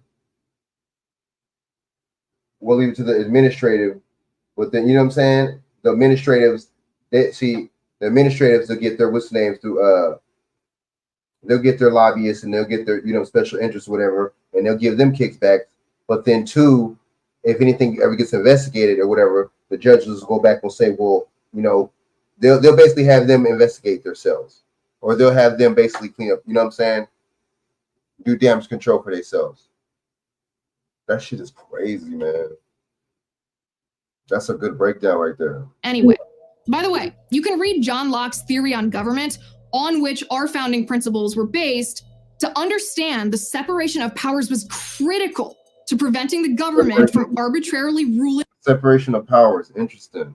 Very interesting. Nobody ever talks about that. You never hear none of the motherfuckers on CNN, MSNBC, Fox, especially Fox. None of the motherfuckers, you never hear them talking about this shit right here. Separation of powers. Everything is a chain of command. Everybody and everything has rules. Over the people with no accountability and violating their rights in the process. This was the intention of our founding fathers, to separate powers and therefore protect people's individual rights. So when did we get so off track? Who did this? Well, the short answer is progressives did this. Progressives who attacked our constitutionally enshrined view of limited government, starting with Woodrow Wilson. Essentially, the progressives behind the creation of the administrative state, which we know today as They call it progressive. This is how they wanted motherfucking the shit to progress. That's scandalous, man. This shit is fucked up. This is fucked up. He was a racist piece of shit right here, though. Woodrow Wilson, really piece of shit, really piece of shit. When that Birth of a Nation, he was there, and when they released that, and then he was the one that co-signed that Birth of a Nation movie in the White House. the swamp or the deep state wanted an autocracy. Racist. Woodrow Wilson was the 28th president of the United States. He served from the year 1913 to 1921. Wilson just didn't agree with the founders that the purpose of government was to protect the rights of the people. He thought government should do what the times demand. Wilson also naively envisioned this neutral administrative class who would operate the government administratively in good faith without being influenced by politics. I know, LOL, right? Amazing that just over 100 years since the US literally fought a war against bad faith tyrannical politicians, an American president could be so naive, so stupid, as to think that mankind no longer has a lust for power and we could staff an unaccountable bureaucratic federal government with neutral employees who would make rules only in good faith without letting politics tinge them. Ridiculous. Wilson also argued that it was time for the Constitution to evolve to a living Constitution, which stands to reason because Wilson was inspired by a college professor named Frank Goodenow, who openly argued that the Founding Fathers' theory that government's purpose was to protect the natural rights of the citizens was, quote, worse than useless, because such a theory, quote, retards development. Now, for many years in our nation, these radical progressive ideas were stopped by the non-delegation theory, which, as the name suggests, did not allow the legislature to give away their power to unaccountable executive agencies. But following Woodrow Wilson's presidency and his radical progressive ideas permeating the political class and prepping the foundation for the future administrative state, the deep state, the swamp, after the year 1935, the Supreme Court stopped applying the non-delegation theory altogether. And what did we get? We got FDR's New Deal, which actually created the new bureaucracy in the executive branch that Woodrow Wilson envisioned. A new executive bureaucracy that didn't just include executive powers, but also included legislative and judicial powers, a critical violation of the separation of powers in our federal government. Then we got LBJ's Great Society, which further damaged the separation of powers and instead empowered swamp creatures to rule behind the backs of our elected officials. And by the way, Woodrow Wilson's idea of a class of politically neutral administrative state civil servants, how did that end up working out?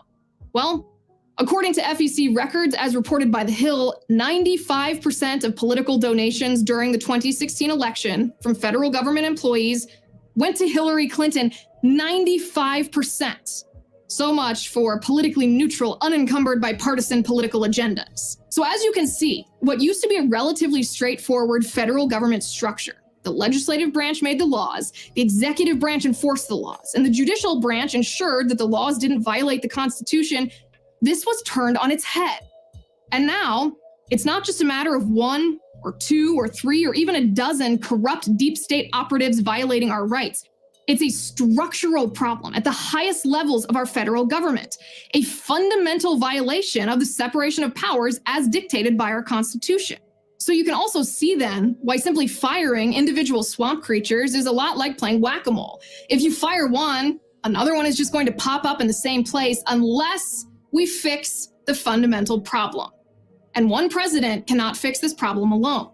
This requires the legislative branch to stop delegating their power to the executive agencies and the judiciary to reject the administrative state on a constitutional basis.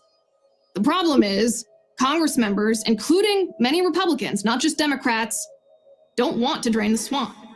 The swamp makes Congress's job easy. With the deep state in place making the rules, Congress doesn't have to legislate anything. They don't have to think about the details. They don't have to take positions that might be unpopular. They don't even have to consider whether their plans will work. They don't have to do anything that might threaten their chances at re-election. No. Congress has it easy with the swamp structure in place. They just pass vague laws that defer all the details to the executive agencies who make the rules. And then if anything goes south, Congress can point their finger at the executive branch. But make no mistake, unless we force our elected officials to reject the administrative state and take responsibility for their own legislative jobs, unless our elected officials then reject judicial nominees who would allow the violation of separation of powers, we will never truly drain the swamp. Man, facts. All right, I'm gonna take your mind. I'm just here to make you think. Slow down. Shout out to Dan Calloway, man. Y'all check out Dan Calloway. Subscribe to his show. You know, good information. But yeah, man. Basically, the whole thing is gonna have to be. You know, I've been saying this, man. The whole thing is gonna have to get shut down, and you know, we gotta rebuild back up. You know what I'm saying? Bring it back to the Republican. That's Republic. That's all I gotta say. That's all there is to it. Trump ain't gonna fix it. Kamala's not gonna fix it. None of them are gonna fix it. You see what I'm saying? It's just corruption at the highest level. So it's really gonna take the people, man. I don't really put faith in none of these candidates. We got to come together, man, sooner or later. You see what I'm saying? It's a lot of bullshit. This is a real tight structure that they got going on. So it's gonna take a lot for us to really bring it down. You see what I'm saying? So that's on us to come together. We got to come together soon. All right, so I'm gonna highlight y'all, man. Thanks for tapping in, Shaq. You see what I'm saying? BJ, Shannon, you know, all y'all, Doc Paul, salute, tapping in. Y'all hit that like button, notification bell, share this out to y'all social media. Share this out, you know what I'm saying, so I can hit the algorithm more. I'm gonna start doing some more shows too. All right, I gotta start getting back on it, start getting more serious stuff. But other than that, man, this is a good show. If I don't do a show tomorrow, for sure Wednesday. And salute to y'all, man. I'm gonna highlight you. All right. You know, thanks for the support, man, and tuning in. All right. I'm gonna highlight y'all. Peace. Going out.